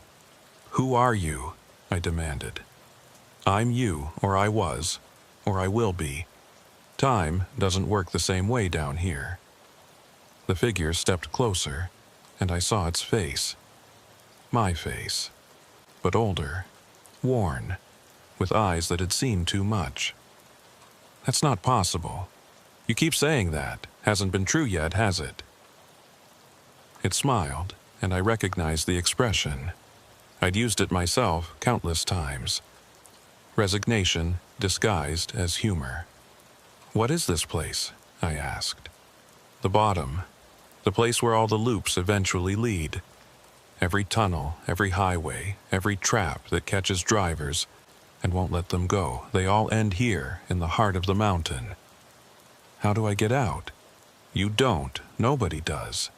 We're down here because we made the wrong choice somewhere up there. We stopped when we should have kept driving. We turned when we should have stayed straight. And now we're here, and here is where we stay. I backed away, hitting the side of my truck. No, I'm getting out. I'm going to drive back up that spiral and find the exit. I've tried 37 times by my count. Every time, I end up right back here. The spiral only goes one direction, down. Never up. Then I'll walk. I'll climb. Good luck with that. The figure gestured, and I saw other shapes moving in the darkness beyond the trucks. Dozens of them, maybe hundreds, all wearing parkas, all with my face, or variations of it. Different ages, different expressions, but fundamentally the same. These are all you? I asked. These are all us. Every version that came before, every choice that led here. We're Legion now, and you're about to join us. I'm not staying here. You already are. You've been here the whole time. The moment you entered the tunnel the first time, you split. One version of you made it out and continued to Watson Lake. That version is probably unloading cargo right now, wondering why he feels so tired, why he can't shake the memory of a tunnel that seemed longer than it should have been. And this version? This version stopped. This version turned around when the road was closed. This version made the wrong choice, and this version is mine now. The figures closed in, forming a circle around me. I could see their faces more clearly now. All me, but different. Some younger, like I was 5 years ago, some older, showing age I hadn't reached yet. Some were wrong in ways I couldn't articulate, like they'd been down here so long they'd started to drift from what human was supposed to look like. What happens to me? I asked. You join the circle, you wait, and when the next driver comes down the spiral, you'll be here to greet them, to explain, to welcome them to the bottom. I'll refuse. They all say that. But time is different here. Years feel like minutes. Minutes feel like years. Eventually, you forget why you were resisting. Forget that there was ever anything else. And then, you're one of us. I looked at the trucks arranged in their circle. At the logbooks filled with final desperate entries. At the mile marker that shouldn't exist. This was the trap's final form. Not a loop you drove forever, but a place you arrived at and could never leave. There has to be a way, I said. There is. The figure pointed toward the darkness beyond the circle of trucks. Through there, into the deeper darkness. Some of us have tried it. None have come back. What's out there? I don't know. Maybe the way out. Maybe something worse. Maybe nothing at all, and you just walk forever into darkness until you forget your own name. But it's the only option besides staying here. I looked at the darkness, then back at the circle of figures wearing my face, then at my truck, still idling, headlights cutting a path into the black. The truck, I said. Can I drive it into the darkness? Nobody's tried. Most of us can't even get our doors to open anymore. The trucks become part of the scenery after a while, monuments to the fact that we used to move. But my truck was still running, still functional. I'd just climbed out of it moments ago. I walked back to the cab, figures parting to let me through. I climbed in, pulled the door shut, and locked it. Through the windshield, I could see them all watching. Waiting. I put the truck in gear, the transmission engaged. I felt it through the stick, through the seat. Real. Functional. I pressed the throttle, and the truck rolled forward, away from the circle, into the darkness beyond. The figures didn't follow. They just stood there, watching me go, a forest of identical faces slowly disappearing in my mirrors. The darkness was absolute. My headlights seemed to dim, to shrink, until they barely illuminated 10 feet ahead. But the truck kept moving, steady and sure, like it knew where it was going even if I didn't. The CB crackled to life. "Nolan, Nolan, can you hear me?" Kira's voice. Clear and immediate, like she was right next to me. I grabbed the mic. "Kira, I'm here. I'm in the tunnel. But I'm in some kind of chamber at the bottom. Nolan, you need to wake up. You've been in an accident." I froze. "What?" "You crashed about 2 miles from the tunnel entrance. Your truck went off the road. We've got paramedics on scene, but you're trapped in the cab. We're trying to cut you out. Can you hear me? You need to stay awake." No, I'm driving. I'm in the tunnel. There is no tunnel anymore. It collapsed in 2019. The road's been closed for years. Nolan, you're hurt and you're confused, but you need to listen to my voice and stay with me. Through the windshield, I saw lights, flashing red and blue. Emergency vehicles. The darkness was lifting, and I could see twisted metal, broken glass. The interior of my cab compressed and bent. "I'm getting you out," Kira said. "Just hold on, stay awake. Don't go back to sleep." But I was already moving away from the lights, back into the darkness, back into the tunnel that didn't exist anymore.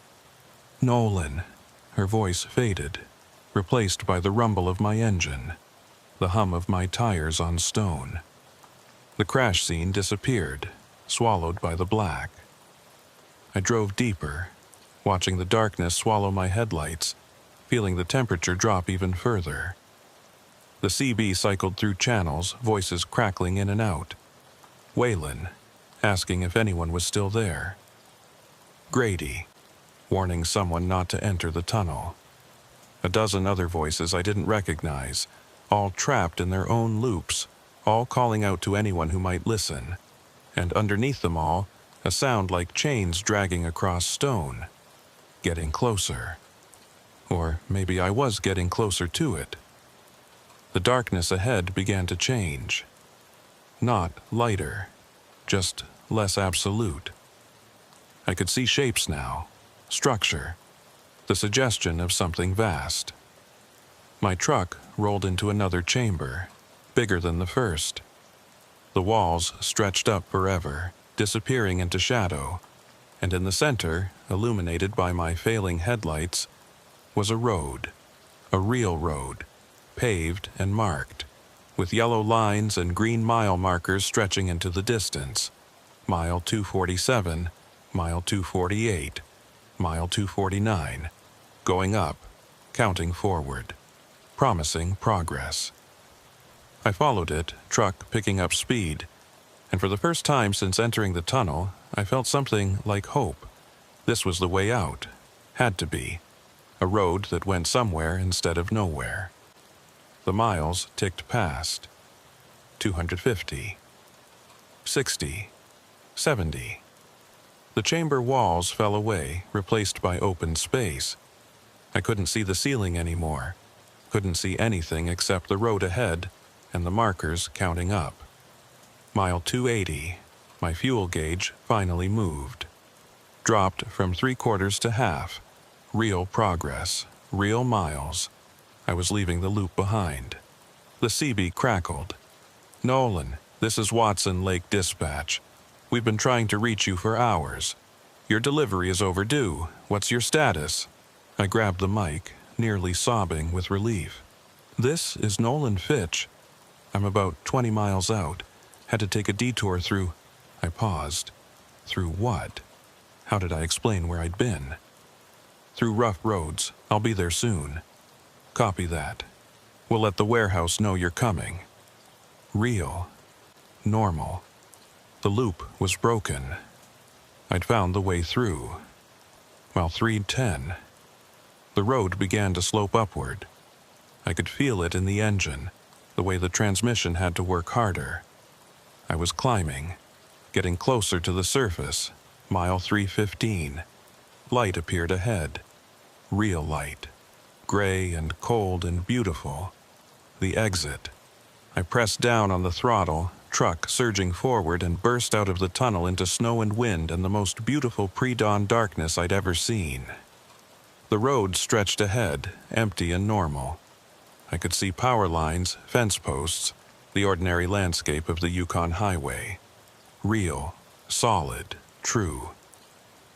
I drove for another hour, watching the miles count normally, watching my fuel gauge drop at the expected rate. Everything was working correctly. Everything was normal. Watson Lake appeared on the horizon, lights twinkling in the distance. I'd made it. Against all odds, I'd escaped the tunnel and completed my delivery. I pulled into the warehouse yard, backed up to the loading dock, and killed the engine. Sat there for a moment, hands shaking, trying to process everything that had happened. A worker knocked on my door. I climbed down, legs unsteady, and handed him the paperwork. "Rough trip?" he asked, looking at me with concern. "You could say that. You look like you've been through hell." "Close enough." I did the inspection while they unloaded, checking for damage. Everything was fine. The truck had held up perfectly, despite hours of driving through impossible spaces. The worker came back with my signed paperwork. "All set. You okay to drive back, or do you want a rest?" "I'm fine," I lied. "Long haul back to Whitehorse. I'll grab some sleep at the next stop." I climbed back into the cab and pulled out of the yard. The highway stretched north, familiar and ordinary. The same route I'd driven dozens of times.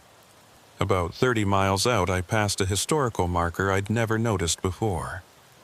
I slowed down to read it.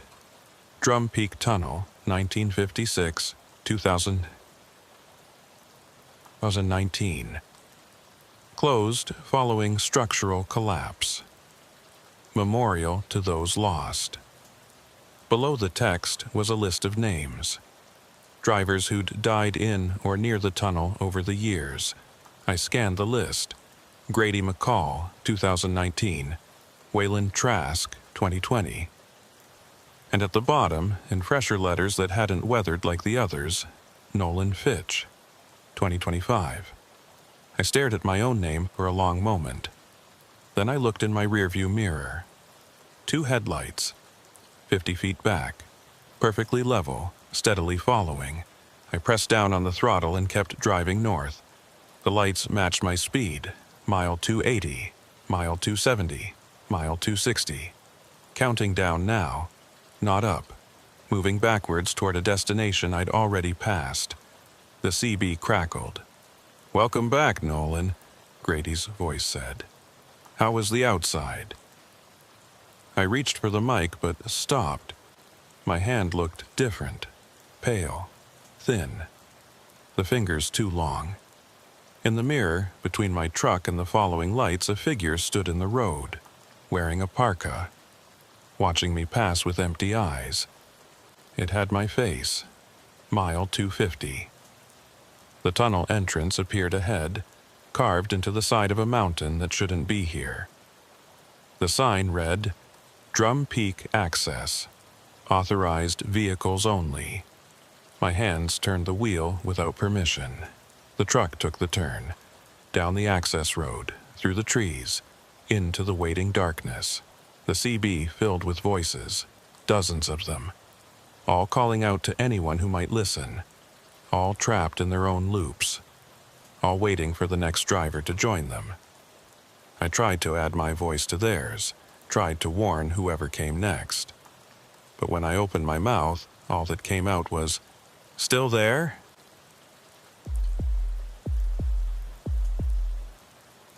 My name is Bryce Holloway, and I've been driving the Dalton Highway for 6 years. It's one of the most dangerous roads in North America. 414 miles of gravel, ice, and isolation stretching from Fairbanks to Deadhorse, cutting through the heart of Alaska, where the temperature can drop to 60 below, and help is measured in hours, not minutes. Most people call it the Haul Road. Truckers who run it regularly just call it the Dalton. And if you drive it long enough, you learn to respect it, because the Dalton doesn't forgive mistakes. It was the third week of January when I first saw the snowplow. I was hauling drilling equipment north to Prudhoe Bay, leaving Fairbanks at 4 in the afternoon with the forecast calling for moderate snow and wind. Nothing unusual. Winter on the Dalton meant snow and wind. That was just how it was. The first 100 miles went smooth. Traffic was light, just a handful of other trucks making the run north and a few empty southbound haulers heading back for their next load. The snow was steady but manageable, and my chains were biting into the ice with that reassuring rhythm that meant good traction. Darkness fell fast this time of year. By 6 p.m., it was full night, and my headlights were the only thing keeping the wilderness at bay. The road ahead was a narrow tunnel of light, with nothing but black forest and frozen tundra pressing in from all sides. That's when I first saw his lights, amber strobes cutting through the snow ahead, rotating in that distinctive pattern that meant road maintenance. A snowplow, blade down, clearing the northbound lane. I could see the cascade of snow being pushed to the side, the big orange truck moving at a steady 20 miles per hour. I slowed down, keeping a safe distance. No point in crowding a plow operator. They're doing a job that keeps the rest of us alive, and the last thing they need is some impatient trucker breathing down their neck. The CB crackled. Northbound truck behind the plow. This is state maintenance. You can pass when you're ready. I'll pull to the right at the next wide spot. Copy that, I responded. Appreciate the clear road. This is Bryce Holloway in the Freightliner. I'll wait for your signal. Roger. Should be about 2 miles ahead. Name's Orrin Huxley, by the way. Been clearing this stretch since before breakfast. Long day, I said. They all are up here. We drove in silence for the next few minutes, my truck following his plow through the falling snow. I watched the blade work, pushing the accumulation aside with mechanical precision. Orrin knew what he was doing. The road behind him was as clear as you could hope for in these conditions. The wide spot appeared, and Orrin pulled to the right as promised. I eased past, catching a glimpse of him in the plow cab. Older guy, maybe late 50s, with a beard gone mostly gray and a worn baseball cap. He raised a hand in greeting as I passed, and I flashed my lights in thanks. "Safe travels," he said over the CB. "You too. Thanks for the clear road." I rolled on, leaving the amber strobes fading in my mirror. The road ahead was rougher now, snow already starting to accumulate without the plow's constant attention. But that was expected. Orrin would make another pass eventually, and the cycle would continue. I made it to the Yukon River crossing just after 8 p.m. There's a small camp there, nothing fancy, just a place for drivers to fuel up, grab food, and check road conditions. I pulled in, planning to top off my tank and maybe grab 15 minutes of rest before pushing on. The place was nearly empty. Just one other truck parked by the fuel pumps and a beat-up pickup near the building. I filled my tank, stretched my legs, and went inside. The woman behind the counter looked up from her phone. "Help you?" "Coffee, black, and any road updates?" "Fresh pot just finished. Roads open all the way to Dead Horse, but they're calling for heavier snow after midnight. You planning to push through?" "That's the plan. I've got a delivery deadline." She poured the coffee and slid it across the counter. "Saw you come in behind the plow. Orrin still out there?" "Yeah. Passed him about 20 miles south. He's been clearing since morning," he said. She frowned. "Morning? That doesn't sound right." "Why not?" "Orrin's shift ends at 6. He should have been off the road 2 hours ago. Maybe he's running late. Conditions are bad." "Maybe." But she didn't sound convinced. "You see anyone else out there? Any other maintenance vehicles?" "No, just him." She was quiet for a moment, then shrugged. "Well, I'm sure he knows what he's doing. He's been running this road longer than most." I finished my coffee, paid, and headed back to my truck. The snow was coming down heavier now, and the wind had picked up. I could feel it rocking the trailer as I climbed into the cab. I fired up the engine, checked my mirrors, and rolled back onto the highway. The road was already covered again, a fresh layer of snow erasing any trace of the traffic that had passed through earlier. About 30 miles north of the river, I saw the amber strobes again. The plow was ahead of me, blade down, clearing the road in steady passes. I checked my watch, 9:15. The woman at the camp had said Oren's shift ended at 6, so either he was running way over or this was a different plow operator. I grabbed the CB. Snowplow ahead, this is the northbound Freightliner about a quarter mile back. You working a double shift tonight? Silence. Then, this is Oren Huxley. Yeah, had to stay out. They're short-staffed and the snow's not letting up. It was the same voice from before. Same cadence. Same slight rasp that spoke of too many years breathing cold air and diesel fumes. Rough night for it, I said. They all are. I followed him for another 20 miles, watching the snow pile up on either side of his blade. He was good at his job. The road behind him was clean, well-defined, easy to navigate. Without him out here, this section would be impassable by midnight. We reached another wide spot and Oren pulled over to let me pass. I rolled by slowly, looking for his face in the cab. He raised his hand in the same greeting. Same beard, same cap. But something about the gesture felt off, too precise, too identical to the first time. Like he was repeating a recording. I pushed the thought away. Long hours on dark roads made you imagine things. Made you see patterns where there weren't any. Oren was just a thorough guy who did his job the same way every time. Nothing strange about that. Safe travels, he said over the CB. You too. I drove on, leaving the strobes behind once more. The snow was getting worse, visibility dropping to maybe 50 feet. I slowed to 40, then 35, watching the road carefully. Even with good tires and chains, black ice could send you into the ditch in seconds. An hour passed, then another. I was making decent time despite the weather, the road relatively clear thanks to Oren's work. I should have been grateful. Should have been focused on the miles ahead. But something was nagging at me. Something about the way he'd raised his hand. The exact same motion, the exact same angle. I tried the CB, cycling through channels, listening for other traffic. Nothing but static. I was alone out here except for Oren somewhere behind me, and whoever was waiting at the other end of this road. The amber strobes appeared in my mirror. I blinked, checking the reflection. The plow was behind me now, maybe a quarter mile back, coming up fast. Too fast. Snow plows didn't move at 50 miles per hour. They couldn't, not with the blade down. But the strobes were getting closer. I watched the distance shrink. Half a mile, quarter mile, 100 feet. The CB crackled. Northbound Freightliner, this is Oren Huxley. You're going to want to pull over. Road's not safe ahead. What's the problem? I asked, eyes on the mirror. Avalanche risk. They're doing controlled blasting. You'll need to wait it out. I didn't get any alerts about blasting. Last-minute decision. Weather's making things unstable. Pull over at the next turnout and wait for the all-clear.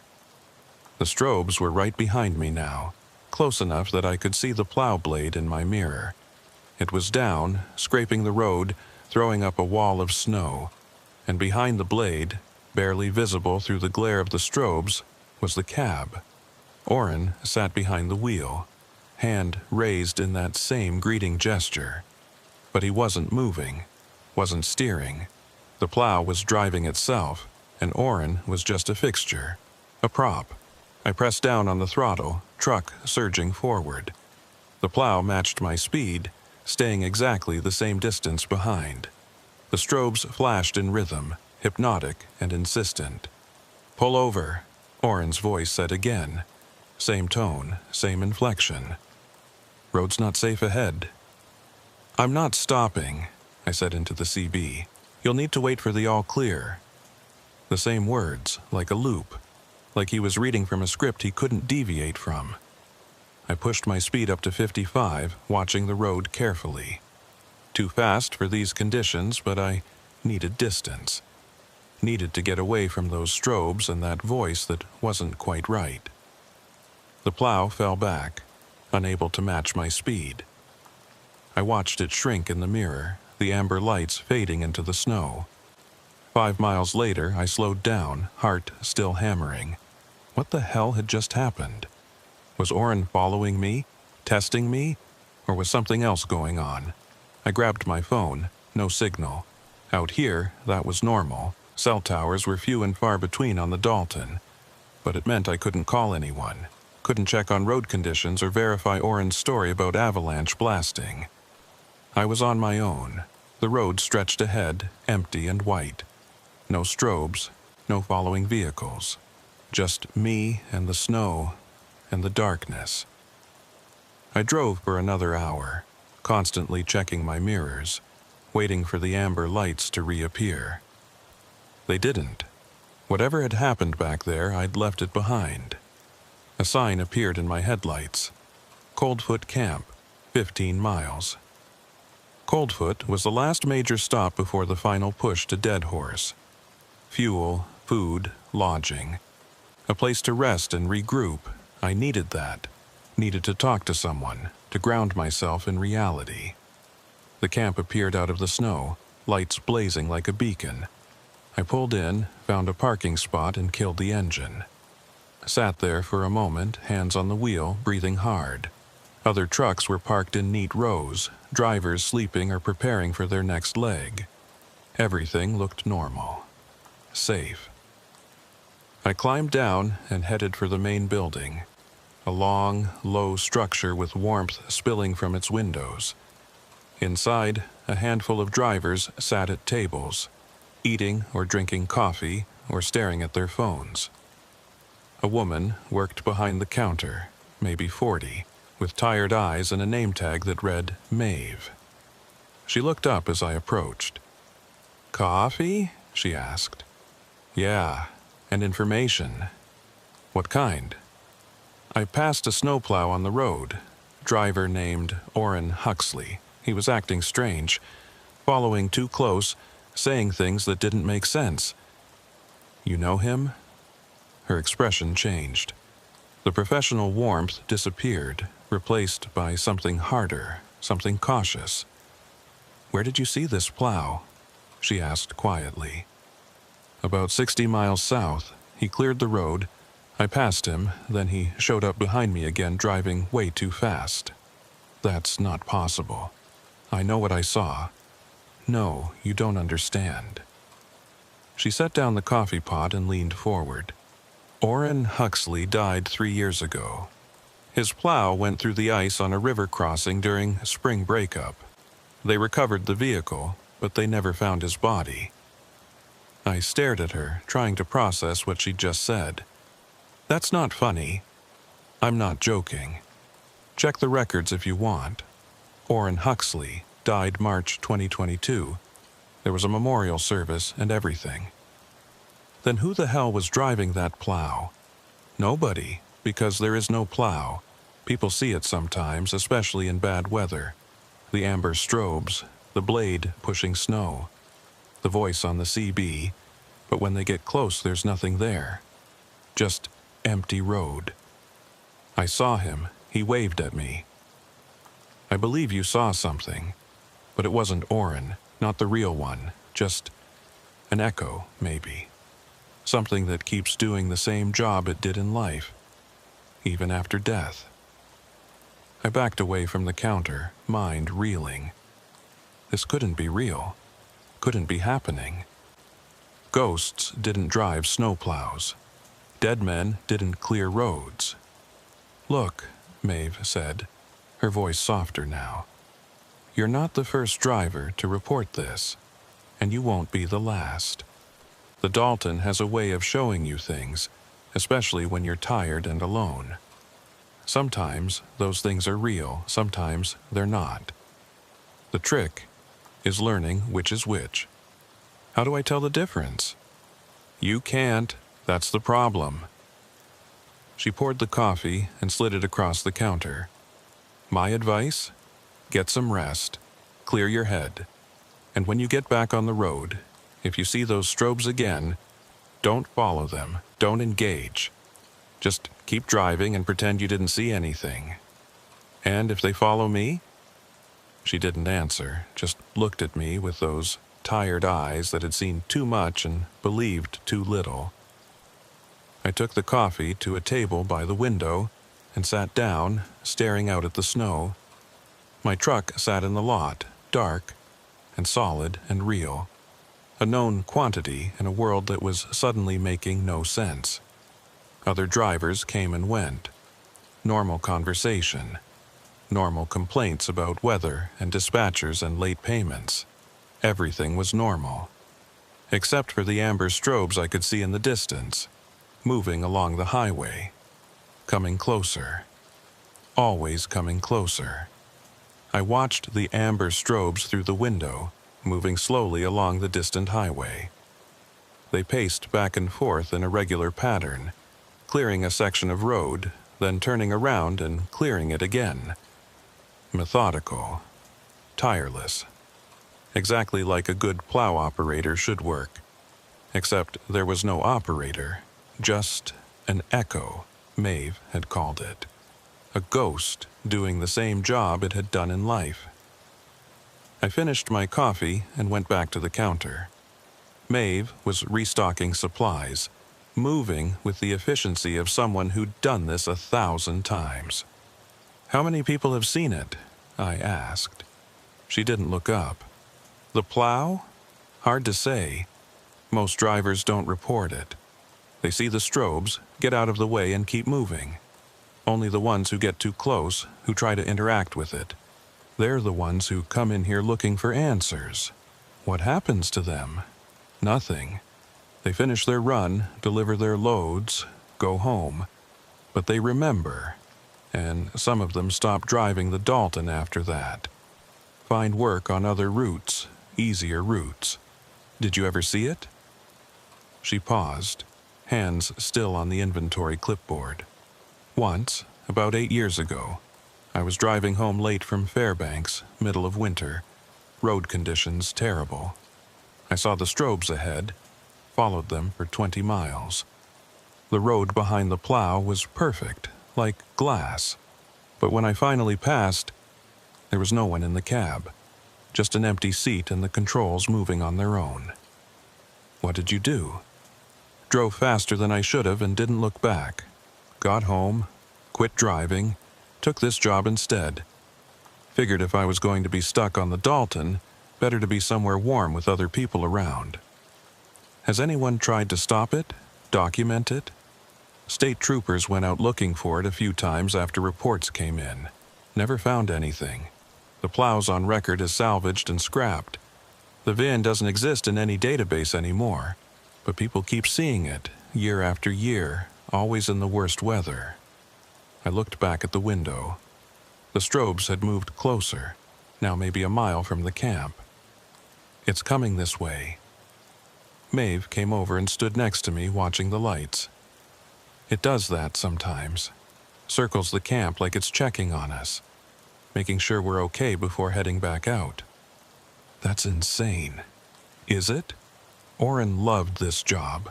Loved keeping the road clear, keeping drivers safe. If any part of him could come back, why wouldn't it be the part that cared the most? The strobes reached the camp entrance, paused there for a moment, rotating slowly. Through the falling snow, I could almost see the outline of the plow. Big and orange and solid looking. Real. Then it turned and headed back toward the highway, the lights fading into the distance. You should get some rest, Maeve said. You've got another 200 miles to Deadhorse. Weather's supposed to get worse around midnight. I don't think I can sleep. Then at least sit for a while. Eat something.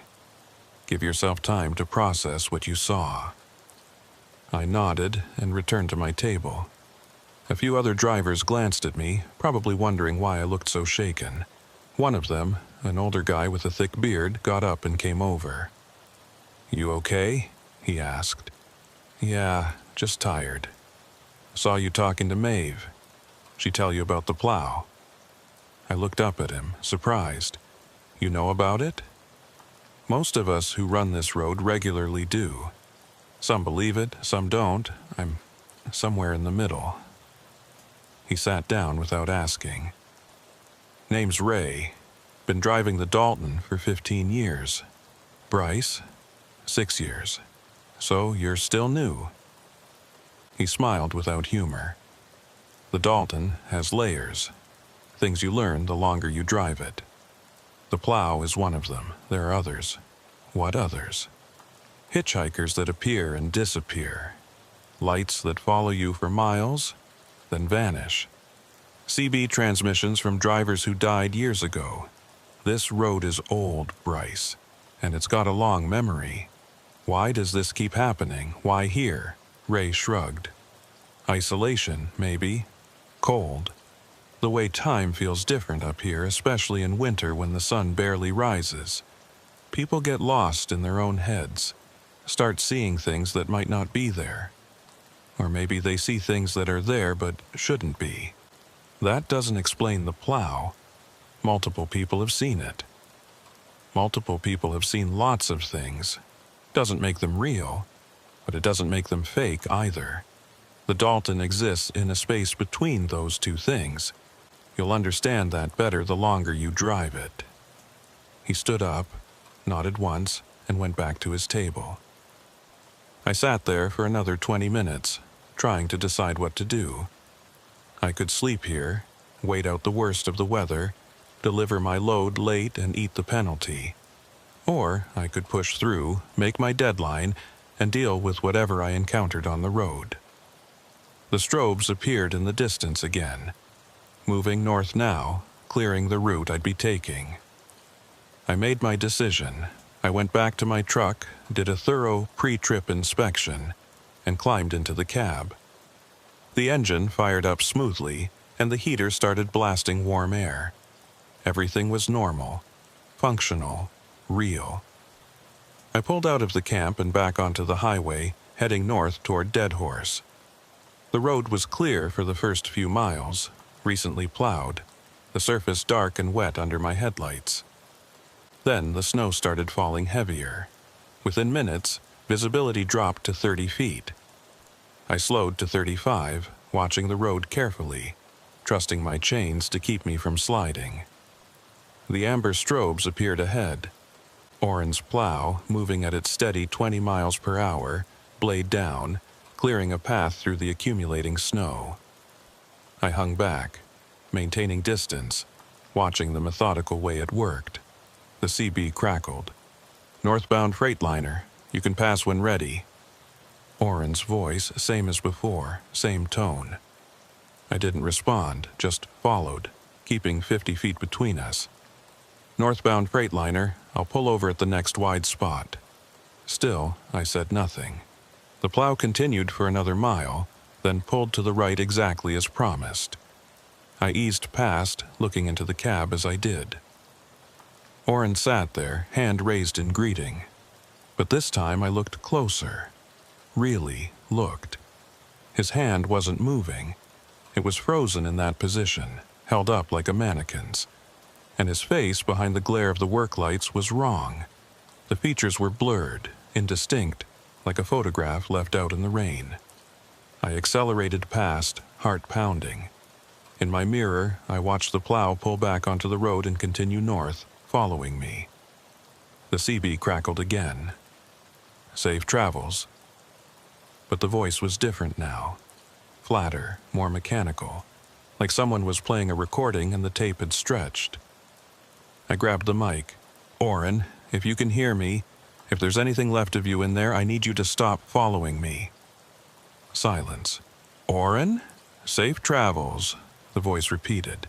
Exact same inflection. Exact same pause. I tried again. "Oren Huxley, March 2022. River crossing. Do you remember?" The static on the CB changed. Became something else. A sound like wind or breath, or the echo of something trying to speak from very far away. Then, cold, so cold, my blood froze. Oren, water, through the ice, couldn't get out, so cold. You died 3 years ago. Did I? The voice was lost, confused. I'm still working, still clearing the road. That's my job. That's what I do. You don't have to anymore. You can rest. Rest? The word sounded foreign, like he'd forgotten what it meant. No. Road's not clear. Never clear. Always more snow. Always more work. The strobes behind me flashed faster, more urgent. The plow was accelerating, closing the distance. Oren, you need to stop. You're scaring people. Scaring? The voice grew sharper. I'm helping. Keeping the road safe. Keeping drivers alive. That's what I do. That's what I've always done. But you're dead. The CB went silent. The strobes stopped flashing, and for a moment, everything was still. Just the sound of my engine and the hiss of tires on wet pavement. Then the voice came back, different now. Angry. You think I don't know that? You think I don't feel the water filling my lungs every night? The cold crushing my chest? I know what happened. I know where I am, but I can't stop. Won't stop. This road needs me, and I won't let it take anyone else. The plow surged forward, faster than anything that size should move. The blade scraped the pavement, throwing up sparks that lit the darkness behind me. I pressed the throttle down, truck responding, but the plow matched my speed. 60, 70, the whole rig shook, trailer swaying dangerously on the icy road. Slow down, I shouted into the mic. You're going to kill us both. Already dead, Oren's voice said, calm now, almost peaceful. Can't die twice. The plow pulled alongside me, impossible as that should be. Through the window, I could see Oren behind the wheel. His face was clearer now, and I wished it wasn't. I could see the water damage, the bloating, the way his eyes had gone milky white. He turned to look at me, and his mouth moved, forming words I couldn't hear over the roar of the engines. Then he pointed ahead. I looked forward and saw what he was warning me about. Black ice, covering the entire road, gleaming like oil in my headlights. At this speed, I'd lose control, jackknife, maybe roll the whole rig. I hit the brakes, felt the anti-lock system pulse, but the trailer was already sliding. I could feel it going, the weight shifting wrong, the whole load wanting to swap ends with the cab. The plow moved in front of me, blade angling across my path. It happened so fast I didn't have time to react. My bumper hit the blade, and instead of crushing through, it somehow arrested my forward momentum without sending me into a spin. We slid together, locked together, the plow acting as an anchor. 60 became 50, 40, 30, 20. We came to a stop in the middle of the road, my truck at an angle. The plow blade still pressed against my bumper. I sat there, breathing hard, hands locked on the wheel. Through the windshield, I could see Oren in his cab. He was looking at me, and this time his expression was clear. Sad. Tired. Human. The CB crackled. Pay attention out here. Road doesn't forgive. Thank you, I managed. Just doing my job. The plow backed away, blade lifting, and rolled past me, heading north. The amber strobes flashed once, twice, then faded into the snow. I sat there for a long moment, letting my heart rate return to normal. Then I put the truck in gear and continued north, driving slowly, watching for ice. The rest of the night passed without incident. No amber strobes, no CB transmissions, just snow and darkness and the slow accumulation of miles. I reached Dead Horse just after 6 a.m., delivered my load, and found a place to sleep. But sleep didn't come easy. I kept seeing Oren's face, the way he'd looked at me in that final moment. Not threatening, not angry, just tired. So incredibly tired. The next day I took the long way back to Fairbanks. Different route, better roads. It added 6 hours to my trip, but I didn't care. I needed distance from the Dalton, distance from whatever Oren had become. But 3 weeks later, I got another run north. Different cargo, same destination. And the dispatcher specifically requested me because I knew the route and could be trusted to deliver on time regardless of weather. I tried to decline, made excuses, said I was sick, said my truck needed maintenance, said anything I could think of. But the money was good, and I needed the work, and eventually I ran out of reasons to say no. So I took the run. And somewhere around mile 200, in the worst blizzard I'd seen all year, the amber strobes appeared in my mirror. This time, I didn't run. I slowed down, let the plow catch up, and when Oren's voice came through the CB, I answered. "Evening, Oren?" "Evening. Rough night out here." "Yeah. Thanks for clearing the road." "Just doing my job." We drove in silence for a while, the plow behind me, the strobes casting amber light across the snow. It felt almost companionable, like having a partner watching your back. "Oren," I said eventually, "that night you went through the ice. Were you scared?" Long pause. Terrified, but I kept thinking about the drivers who'd be coming through, who'd need the road clear, who'd need someone looking out for them. Even when the water was filling the cab, that's what I thought about. "Is that why you're still here?" "I think so. I think part of me couldn't let go. Couldn't accept that someone else would take over, that the road would go on without me. So here I am, still working, still clearing. Do you want to stop?" Another pause, longer this time. "I don't know if I can. This is who I am now. This is what I do. Taking that away, I don't know what would be left. You'd be at rest, maybe. Or maybe I'd be nothing at all. At least this way, I'm useful. I'm still protecting people." I didn't have an answer for that. How do you convince someone to give up the only purpose they have left, even if that purpose is killing them? Even if they're already dead? "Well," I said finally, "I appreciate the company and the clear road. That's what I'm here for." The strobes stayed with me for another 50 miles, then gradually fell back and disappeared. I continued north alone, but somehow I didn't feel alone. Oren was out there somewhere, still working, still clearing, still doing the only job he'd ever truly loved. And maybe that wasn't such a bad way to exist, even if you were already dead. I ran the Dalton 12 more times over the next 4 months. Every trip, I saw the strobes, sometimes ahead of me, clearing the road, sometimes behind, following at that respectful distance. And every time, Oren's voice would come through the CB with the same greeting. "Evening, rough night out here. Yeah, thanks for clearing the road.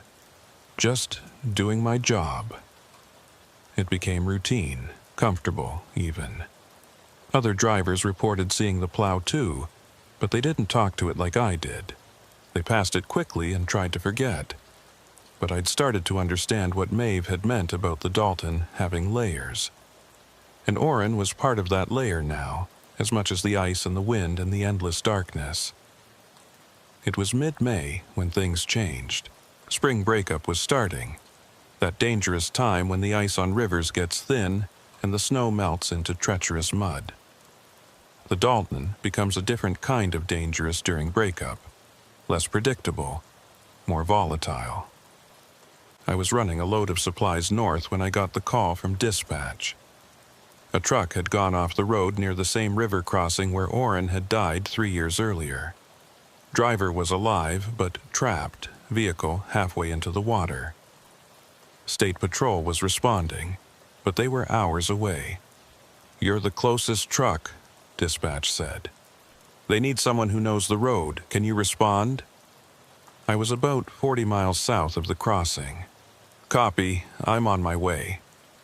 I pushed my speed up, probably faster than I should have, but someone's life was on the line. The CB was mostly quiet, just occasional chatter from other trucks further south. I tried calling ahead, seeing if anyone was closer, but got no response. 20 miles from the crossing, the amber strobes appeared. Not behind me this time. Ahead, coming toward me from the north, the plow was moving fast, faster than I'd ever seen it move. Blade up, strobes flashing urgently. Oren's voice crackled through. "Bryce, don't go to the crossing. There's a driver in the water. I have to help." "You can't. Ice is too thin. You'll go through same as I did." "I'll be careful." "That's what I said." His voice was strained, urgent in a way I'd never heard before. "Please, turn around. Let the patrol handle it." They're hours away. He could be dead by then. The plow stopped in the middle of the road, blocking my path. Through the windshield, I could see Oren's form behind the wheel, more solid than usual, almost real. "Bryce, I'm begging you. I know what that water feels like. Know what it's like to drown in the dark with nobody coming. I won't let you go through that." I stopped my truck about 20 feet from the plow. "Then come with me. Help me get him out." Silence. Long and heavy. I can't leave this stretch of road. I've tried. Something holds me here between mile marker 220 and 245. I can't go beyond that. The crossing is at 223. You can reach it.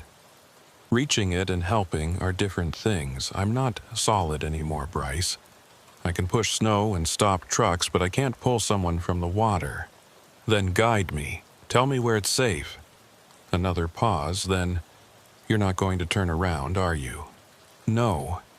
The plow backed up, clearing the road. "Then follow me close. And I mean close.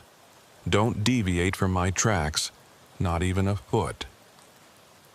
We rolled forward together, my truck behind his plow, moving at maybe 15 miles per hour. The landscape around us was changing, the snow melting into muddy patches, rivulets of water running across the road. "The ice goes bad this time of year," Oren said. "Looks solid, but underneath it's rotten. Step in the wrong place and you drop straight through." "How do you know where it's safe?" "Because I fell through every unsafe spot already. Learned the hard way." We reached the crossing.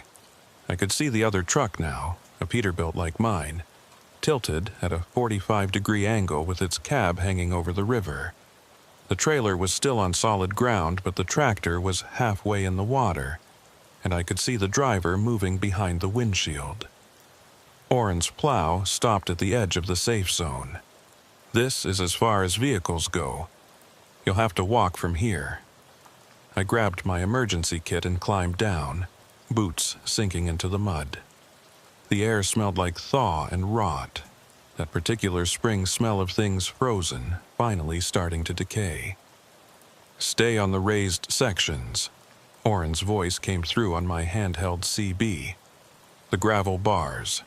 Avoid anything that looks level or smooth. That's where the water pools and refreezes." I picked my way forward carefully, following his instructions.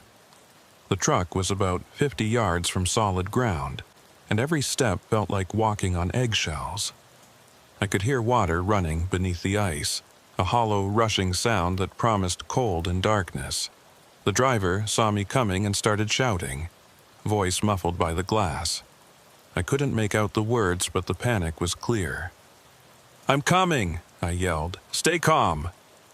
I was 20 feet away when I heard the crack. Not loud, just a subtle pop, like someone stepping on a twig. But in that moment I knew what it meant. "Move!" Oren's voice screamed through the CB. "Back up now!" I turned and ran, boots slipping in the mud. Behind me, I heard a sound like a gunshot as the ice gave way. I didn't look back, just focused on reaching the gravel bar, on getting to solid ground. I made it with maybe 3 feet to spare, turned around and saw the Peterbilt had shifted, dropped lower, the cab now fully in the water. But the driver was still moving, still trying to get the door open. "I can't reach him," I said into the CB. "The ice between us is gone." "I know." Oren's voice was quiet, resigned. "But I can." "You said you couldn't help. Said you weren't solid." "I'm solid enough for what needs doing, always have been. Just been too afraid to find out what happens after." I watched as the amber strobes on Oren's plow began to move, but not the plow itself.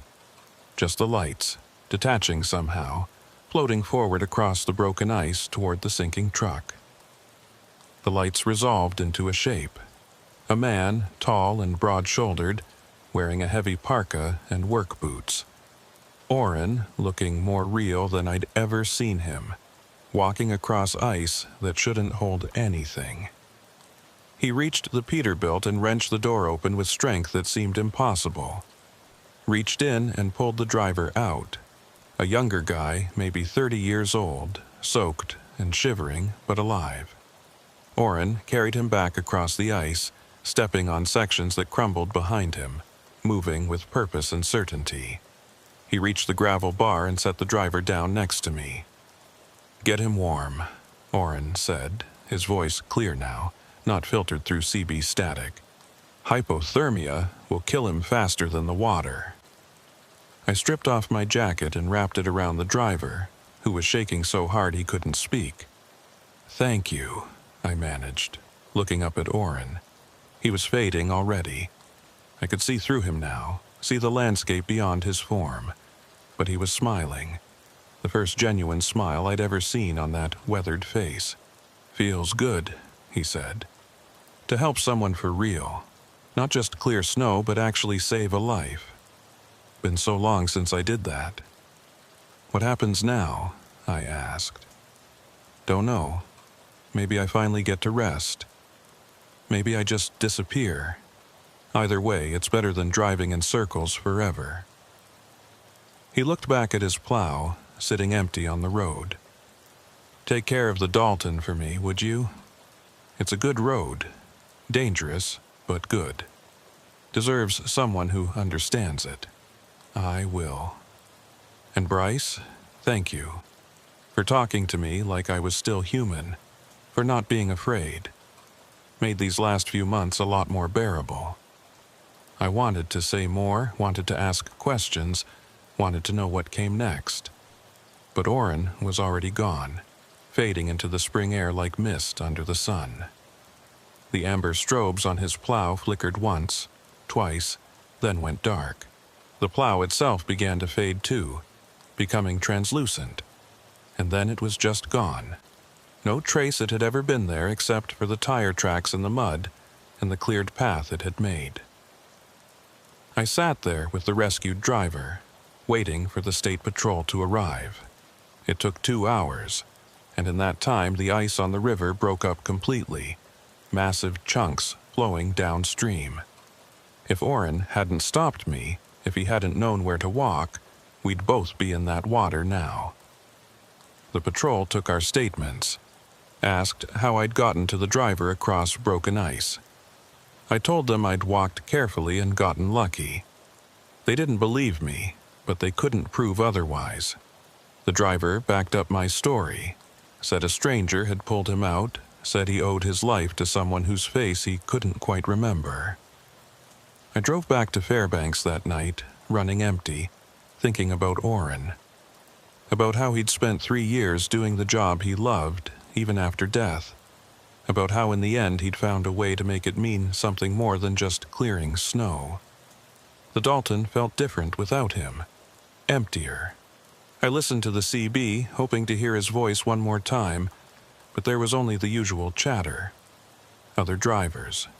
Other trucks. Normal life. I passed the spot where he'd made his last stand, where the plow had sat before it vanished. There was nothing there now except road and snow and the endless landscape. But sometimes, on the worst nights, when the weather turns and visibility drops to nothing, I think I see amber strobes in the distance, just for a moment, just long enough to remind me that someone's still watching, still clearing the road, still doing his job. I've been driving the Dalton for 7 years now, longer than most, and I plan to keep driving it for years to come. Because someone needs to understand this road. Someone needs to know its layers and its secrets and the things that live between the miles. Orrin taught me that, and I won't forget. Last week, I passed a truck stopped on the shoulder with its hazards flashing. Driver was outside, looking at a flat tire, looking helpless in the blowing snow. I pulled over to help, even though I was running late, even though it would cost me time I didn't have. Because that's what you do on the Dalton. You help. You watch out for other drivers. You remember that out here we're all we have. As I was changing his tire, working in the cold and the wind, my CB crackled. Just static. But underneath it, faint and far away, I could have sworn I heard a voice. Just doing my job. I looked up at the empty road, at the snow swirling in my headlights, and smiled. Yeah, I said quietly. Me too. The amber strobes appeared in my mirror as I pulled back onto the highway. Faint, distant, already fading.